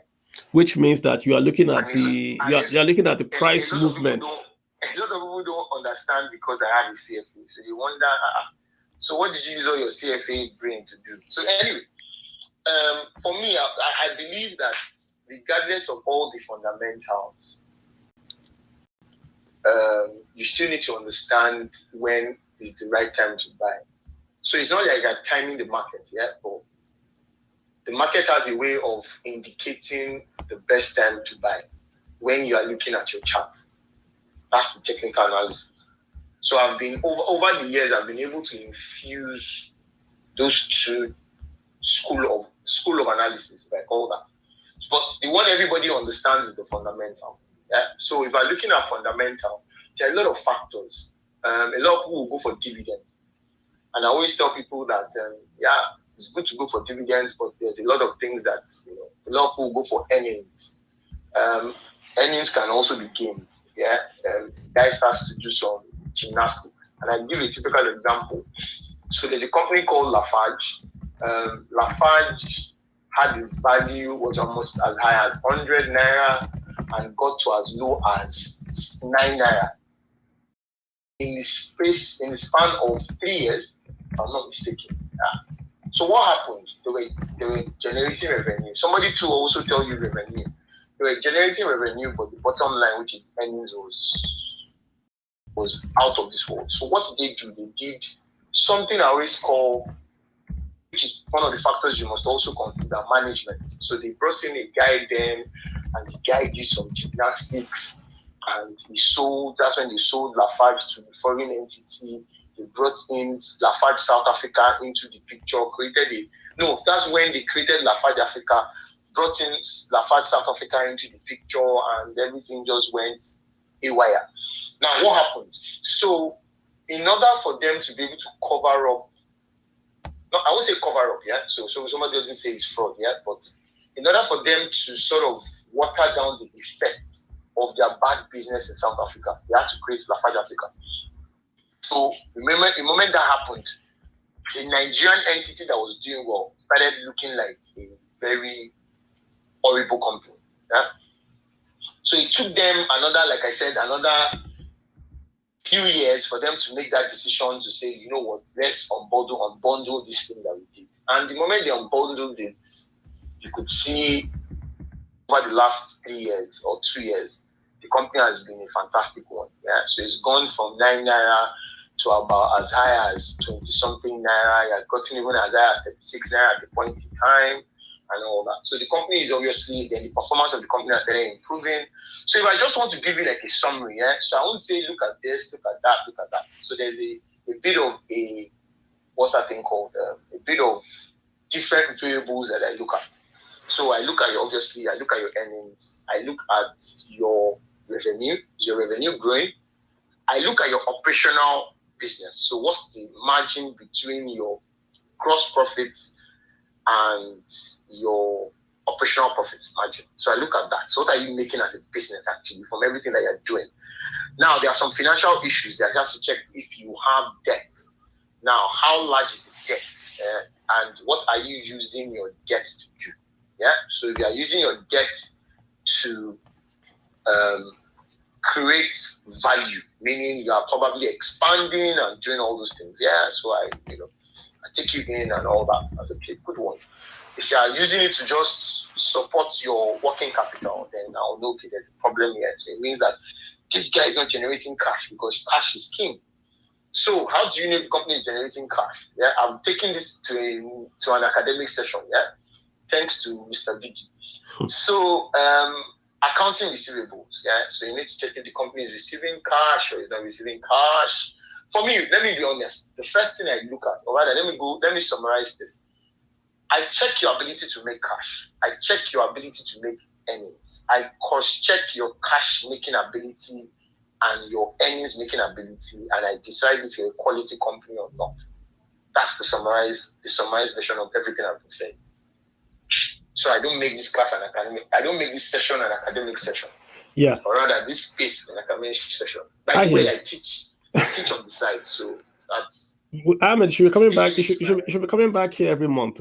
Every month, we're having you here every month. You've taken me to my class. I'm sure some of my students are on this call, so they will say this guy and his usual taking things to another level. But Biggie, Ahmed, if I may just help Biggie a bit. One thing you want to do is to get a screener. Try and get a stock screener. It will help you. Yeah. Exactly. If you download a stock screener, many of them are free online. Then you can choose what you want to see. You can say, I pick dividend yield, I pick return on equity, I pick return on invested capital, and I put my numbers in there. I'll say if it doesn't pay dividend yield of 10%, take it off. If it doesn't pay return on equity of 20%, take it off. So you tell it what you want to see. And like Ahmed has said, look at earnings, number one. Look at sales growth, number two. Look at how the company is making money. If you don't sell, you don't earn. So go back and say, what's it selling? What's it earning, right? What's the return on invested capital? Could I have put that money somewhere else? So you do your stock screen, put those pictures in there. It will remove everyone for you. You focus on only what it's telling you to go buy. That's when you buy. Technical analysis, what I'm talking about, is more of the tactics. Fundamentals is more of the long term. You know, you want to buy, like I won't touch Tesla because they don't pay a dividend, not because Tesla is a good stock. But if you're a long term guy, you can say, well, Tesla will pay dividends tomorrow. Go buy it. But it wouldn't come onto my screen because my screen only has dividend paying stocks. I like dividends. Yeah, I don't want I'm coming. Yeah, I don't want I'm coming. I don't do no. If it's not paying today, I'm not doing it. Yeah. I'm old guy, right? Okay. So Biggie, I hope that helps you out a bit. I'll just quickly run through the rest of the guys that are waiting, Biggie. You're all good? All right. Yeah, thank you. Thank you. Let's take Paulinus. Paulinus, you've got the floor, sir. Paulinus, I've got you on the floor. Go ahead. Ekpere. Paulinus going once, going twice. Let's get ST. John Doe. ST, you've got the floor, sir. Hello, good evening. Paulinus, yeah, go ahead, Paulinus. Yeah, make it quick, please. Please, I was trying to ask a question because I couldn't understand what is going on in the space. So I come a bit little late. So Gotcha. I was just... Okay, no, we're just talking about investing in Nigeria in 2023. Ahmed is here telling us where to invest. We're just talking about options. Did you have a specific question or should I just move on to someone? Yeah, my question is about what about this year investing? Because based on the fundamental analysis, I want to know maybe which stock which would be nice to have some investment. Yeah, we wouldn't be able to give you a specific name because I will be giving you a recommendation. We're trying to maybe push you to the forest so you can choose a tree by yourself. But we don't tell you the particular tree to go and cut. So I don't know if you understand my analogy. I don't want to tell you what to go and buy, but I can tell you what forest to go and look for what tree to cut. But I would say based on your age, try to look at what we've talked about, earnings, sales. Try to look at those guys. If you want dividends, look at those guys. If you want growth, high PE, low PE, sorry I'm being technical, but we won't give you the exact answer you're looking for. Does that help? All right, okay, sir. Okay. Thank you so much. Thank you. You're welcome. ST, you've got the floor, sir. We've got about 15 minutes and we'll let Ahmed go. He's there for 2 hours. I don't want to keep him away too long. So, ST, you've got the floor, sir. ST going once, ST going twice. I've got too good. You've got the floor, sir. Too good, you've got the floor. IK Boo Boo. Yeah, hello, Okay, everyone. too good. Yeah, go ahead. Please make it quick, sir. Yeah, so please, I just want to ask, as a Nigerian in 2023, what do you think, what kind of investment do you think will have the biggest return? We're not going to answer that question. Sorry. We can't answer that question. Let's put it that way. We can't answer that question. That's going to be a recommendation, which we can't do here.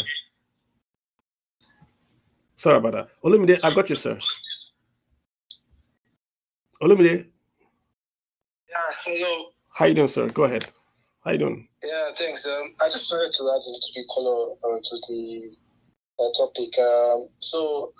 Interestingly, if you look at January, brought out stellar returns in the U.S. market, Nigerian stock market. We see earnings reports from different companies getting out, and that has shown that those that bought in the November dip has made as much as 100%. If you look at Coinbase or you look at the likes of GT or some bank stocks. So my question, I would like to ask Carlo, the first question is what do you think with the debt limit? Do you think the US could sort the crisis out? If they don't sort it out, what effect does it have on the market? Secondly, election in Nigeria is coming to play. We're seeing that the liquidity in the market is not as it should, despite the returns we're seeing. And that's probably because foreign portfolio participation is at record low. Even the last time the Nigerian Stock Exchange CEO spoke, he said that foreign entry into ETFs are zero. So my question is, Carlo, what candidate do you think be able to attract the foreign portfolio investment? Thank you. Gotcha. So on the first question to do with the debt ceiling, just to explain what's going on. In America, the government cannot borrow unless how does it work?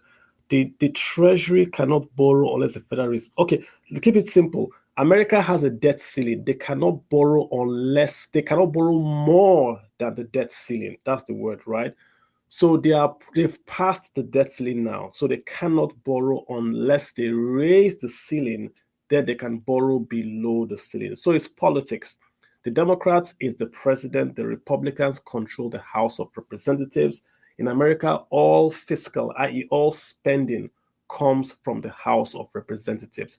Hence, the Republicans have told the Biden administration, because they have already passed bills, we are not going to raise the debt ceiling unless you cut back on some spending that you have already approved. For instance, they want to take away money from the Internal Revenue Service and in return introduce a sales tax into America. America has no federal sales tax, just state sales tax. Democrats are saying no because it's politics to them. They are going to drag it out and try to blame the Republicans. So what you're going to see is that America is going to default as they've done before. When I mean default, they are going to get their rates are going to be downgraded. They will allow this thing to stretch. Both parties would watch who is blamed by the American people. But ultimately, Joe Biden is a Democrat and he's the president. He has got to negotiate. Obama also faced the Republicans in the exact same situation. And in the end, he had to negotiate. In the end, you are the president. You have to spend money. If you can't spend money, in the end, the buck stops on your table. So it's going to be politics for now. Their bonds will be downgraded, and then it really will affect them as America. They will still buy their dollars. Then in the end, they will negotiate. Will it affect the American recovery? I'm not sure, because America technically has maybe low growth, but lots of people are getting employed. So that high wage numbers is what's keeping America away from a recession. I don't see that changing anytime soon, unless something monstrous happens. Maybe something happens, then we might get off the cliff. So your second question as to what can we do to attract foreign direct investment, devaluation. I mean, it's a dirty D word, right? But I don't know if you guys know about it, but on Friday, our bonds, Nigerian bonds, were downgraded to not just junk, but actual junk. I don't know if you guys are you aware of this? The Nigerian bonds were downgraded to CCC by Moody's. So officially, that's a difficult one. Officially, we are a junk bond. We are at CAA. We were at B. B was not investment grade, but now officially Nigerian bonds are junk, which means is that we can, no Bloomberg boy will touch our bonds unless you are looking for yield. What's the yield on Nigerian bonds? 8.5% in dollar terms. It's very good. Or it was very good when US bonds were 0%. Right now in America, in a CD, in some banks in America, you can get as much as 3%. Federal bonds are paying you nearly 2-3%. So the gap between 2-3% and 8% is no longer that wide. So Nigerian bonds now have to either increase their yield to just stay competitive. This is the problem. So 8.5% for a Euro bond for Nigeria for 30 years may not look like that discount when if you hear what they wrote about Nigeria, this rating, you cry. I mean, they said we are broke and we have no plan to get ourselves out of being broke. This is Moody's, it's online. So just go to Moody's Investment Services. So, yeah. I don't want to be the next president. It is fixing in 90 days. I don't want to be the next president. So last year, I think we held back on going to the Eurobond market because we weren't going to get what's that thing called? We weren't going to get. Nobody will touch the bonds. Nobody will touch the bond. Yeah. Nobody wanted to be in it. Everybody just wanted to go to America. Yeah. Rates are getting high in America. Let me just go to the safe place and move on by life. Yeah. But now it's a bit interesting because coupled with that, in addition to that, you now have this rate downgrade. So I can imagine what the yield would be if they decide to go back to the Eurobond market to get funding this year. There is no point of that. Nobody's going to with the. Let me caveat. With the current administration. Let's just put it like this, yeah.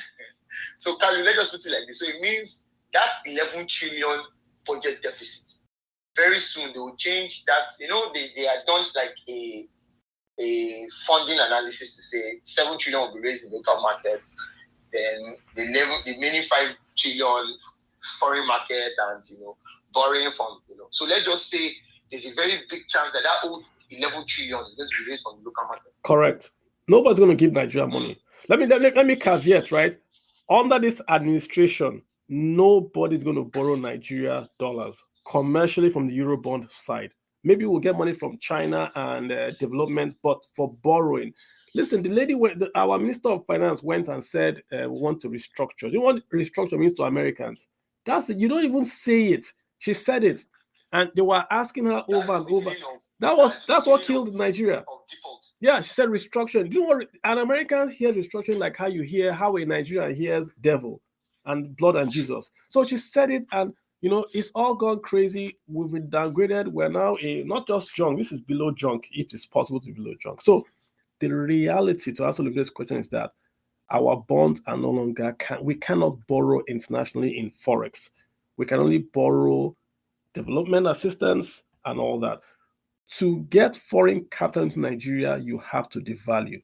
I mean, you can pretend you don't have to. It's all patriotism we're doing now. Oh, Nigeria is giant of Africa. It's patriotism. Egypt has devalued. We're laughing at Egypt today. Eventually, Egypt gets the money in. They will follow Egypt and devalue. By then, there will be no more money. Where can Nigeria get money? Middle East. Leave America alone, they are done. Leave Europe alone, they are done. Go after the Middle East. We have some issues that they can understand us. Go to the Middle East and get money from the Qatars, from the Saudis. They're looking for where to invest. Those guys need cows. They need beef. They need food. We have lots of land in Nigeria that no one is using. Sell land to them or lease land to them like doing in Ethiopia and Sudan. Bring that capital in here. Employ millions of Nigerians. That's the way forward. Eurobonds is done. Let's start looking at Middle East bonds and move on. BRICS is there. Russia has tons of capital. They are looking for friends. Go to Russia and let's get moving. But Ahmed, to answer your point, all these problems we see in Nigeria, foreign exchange rate currency, Olumide is fixed in 90 days. 90 days is just me being cavalier, right? It can be fixed in 5 minutes. 5 minutes. You can fix the foreign exchange. You can fix it in 5 minutes. But they don't want to do it. They know what to do. They don't want to do it because it spoils their image of being for the quote-unquote people. Olumide, do you have any follow-up? Olumide? All right. Let's get Ayo in here. Ayo. Ahmed, so sorry. Ahmed, you been with us for 2 hours. Okay. Yeah, Olumide, did you have a follow-up? Yeah, I think I agree with you because I wanted to mention that news when it came out a few hours ago.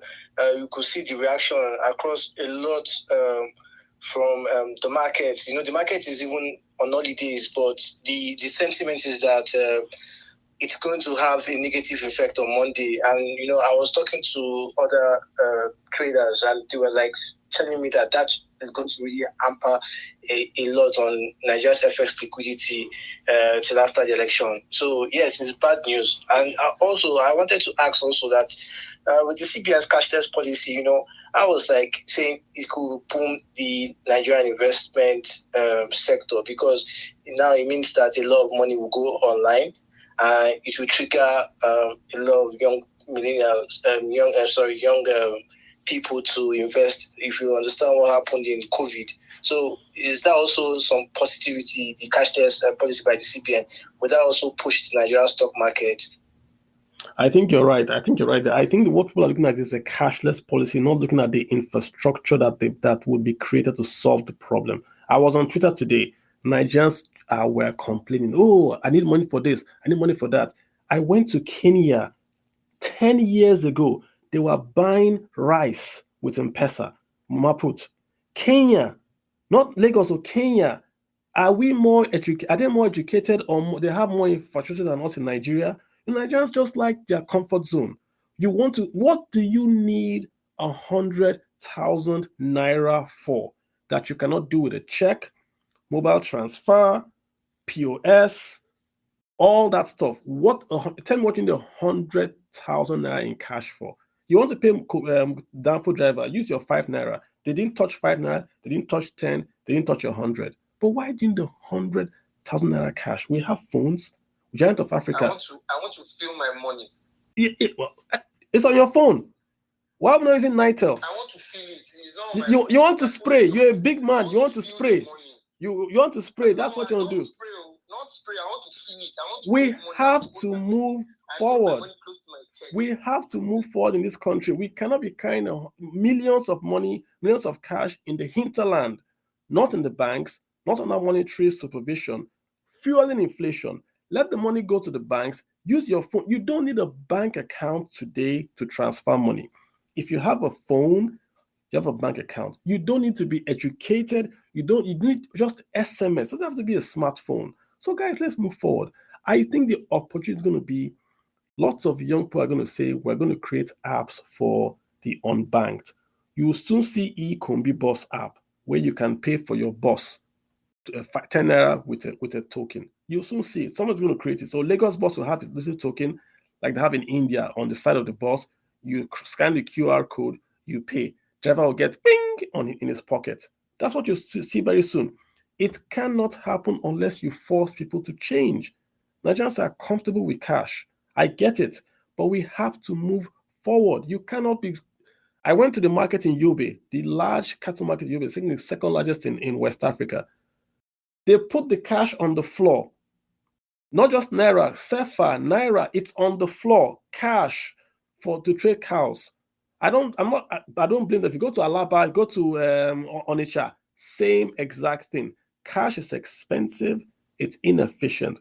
It's an opportunity for you, if you are listening, you're an IT guy, to develop apps for the unbanked and for the small SMEs. You have a small booker, you have a small shop, you want to pay. GT has virtual POS.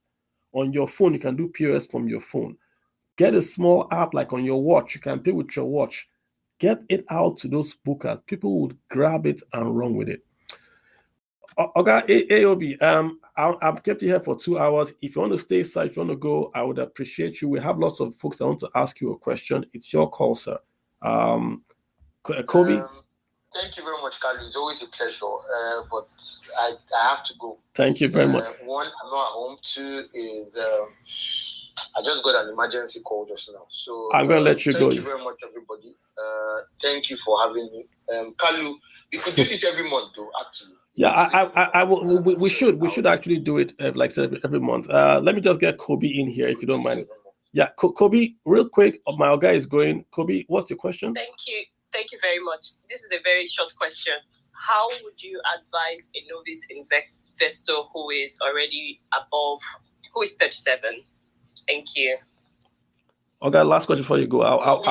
Very simple response. Send me a DM and we would assist you in achieving your investment goals. Simple. Awesome, thank you. And Kobe, let me. It's never too late to invest. I hear it's never you. too late to achieve your financial goals. Ahmed, I'll try to be here just to answer the few questions that are here. Then I'll let you go. Ahmed, thank you so much from all of us here. We do appreciate your time and your presence. We don't take it for granted, and I think we've been richly blessed by you being here. So thank you so much. Yeah. Thank you very much, Father. All right. Thank you very much. Yeah. Cool. And do have a fantastic evening and a weekend. Yeah. Go Chelsea. Thank you, sir. Yeah. All right, Kobe. What did I say? Kobe, see, if you want to invest, the most important element to invest is called, I think she's dropped off, it's your asset allocation. Your asset allocation. That simply means, where do you want to allocate your disposable investments to? What assets do you want to take it to? That's the most important determinant of if you're going to make a profit. Now, there are 3 questions you must answer. How old are you? Simply means how long can you invest? What's your risk profile? Tells us where you can invest. And of course, why are you investing? So let's come back to you and say, okay, if I'm a certain age, what is the objective of that age? If you are, say, from 20 years to, say, 40 years, those guys have the objective of what we call capital appreciation. They want to appreciate their capital because at that age, they don't earn as high as they would earn in later years. So when you start a job, you have lower earnings, but more time, right? So those guys want to invest a lot and grow their principal. But as you start to go from 50 to 60 to 70, their objective tends to change back into consolidation and basically removing the risk from their portfolio and going more into fixed capital.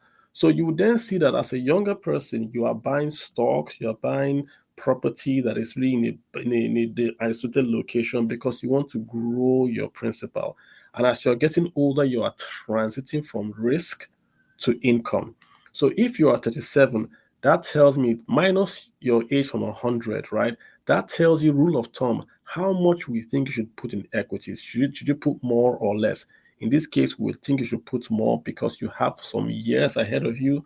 We want you to grow that capital. Why? Because there's inflation ahead of you. So you want to grow faster than inflation.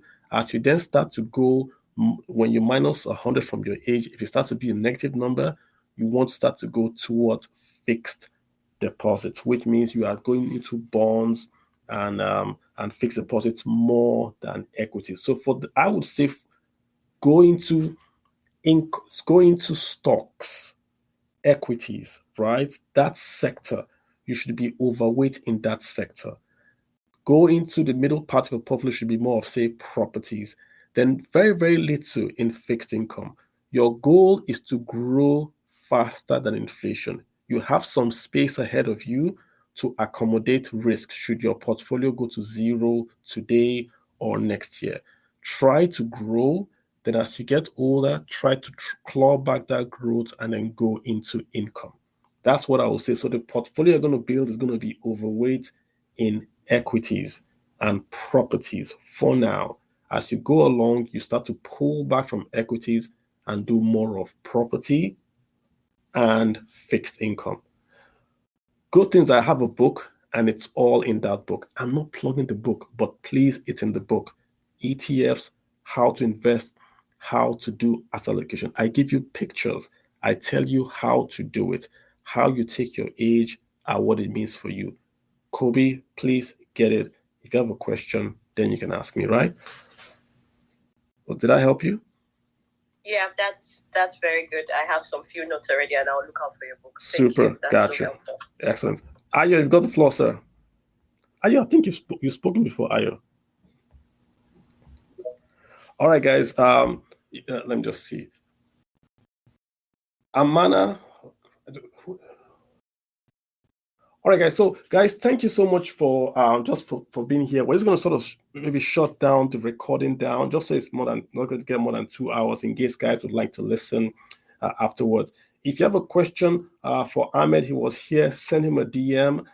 If you send me a DM with your question, I will try to answer it. But just, if you don't mind, I will actually shut down the space just so it stays within the 2-hour window for the recording, so it's easy for folks to play back. So I think we'll leave it at that. Thank you guys for joining us. Next week, I do have another guest to talk investments as well. We're going to bring another guest, another stockbroker, another experienced guy in the market. And we're going to ask him the same questions we've asked Ahmed today. Where should we invest? What are what should we look out for? How do we build out a portfolio? Let's get them in here and hear them talk, right?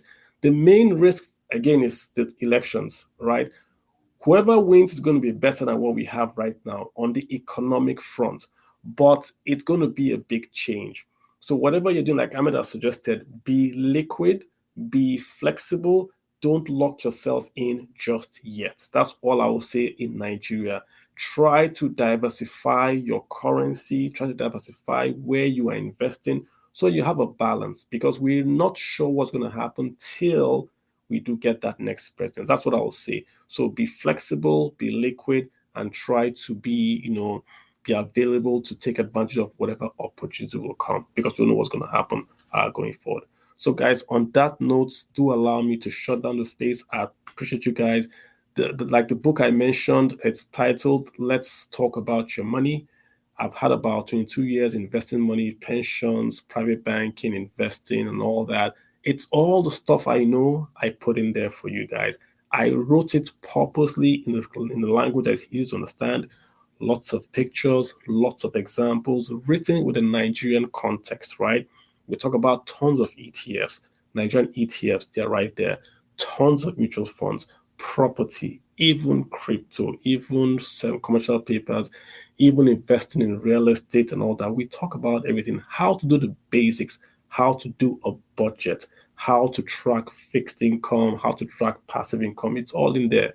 And listen, guys, the book is there because it's in color, so it's expensive. I get it. There's a Kindle version. It's not that expensive. And most of those articles are written. They are also online for free. So try to Google me, Carlo Aja, look for an article. I wrote for Nairametrics a lot. You see tons of articles there for free. So it has to be cost something because I put a lot of stuff in it, but do try to get it and you'll be blessed, right? Thank you so much, guys. I'll see you guys next week. Love you all. Please keep safe. Go get your PVC and have a say in who's going to manage your economy for the next 4 years at least. All right, guys.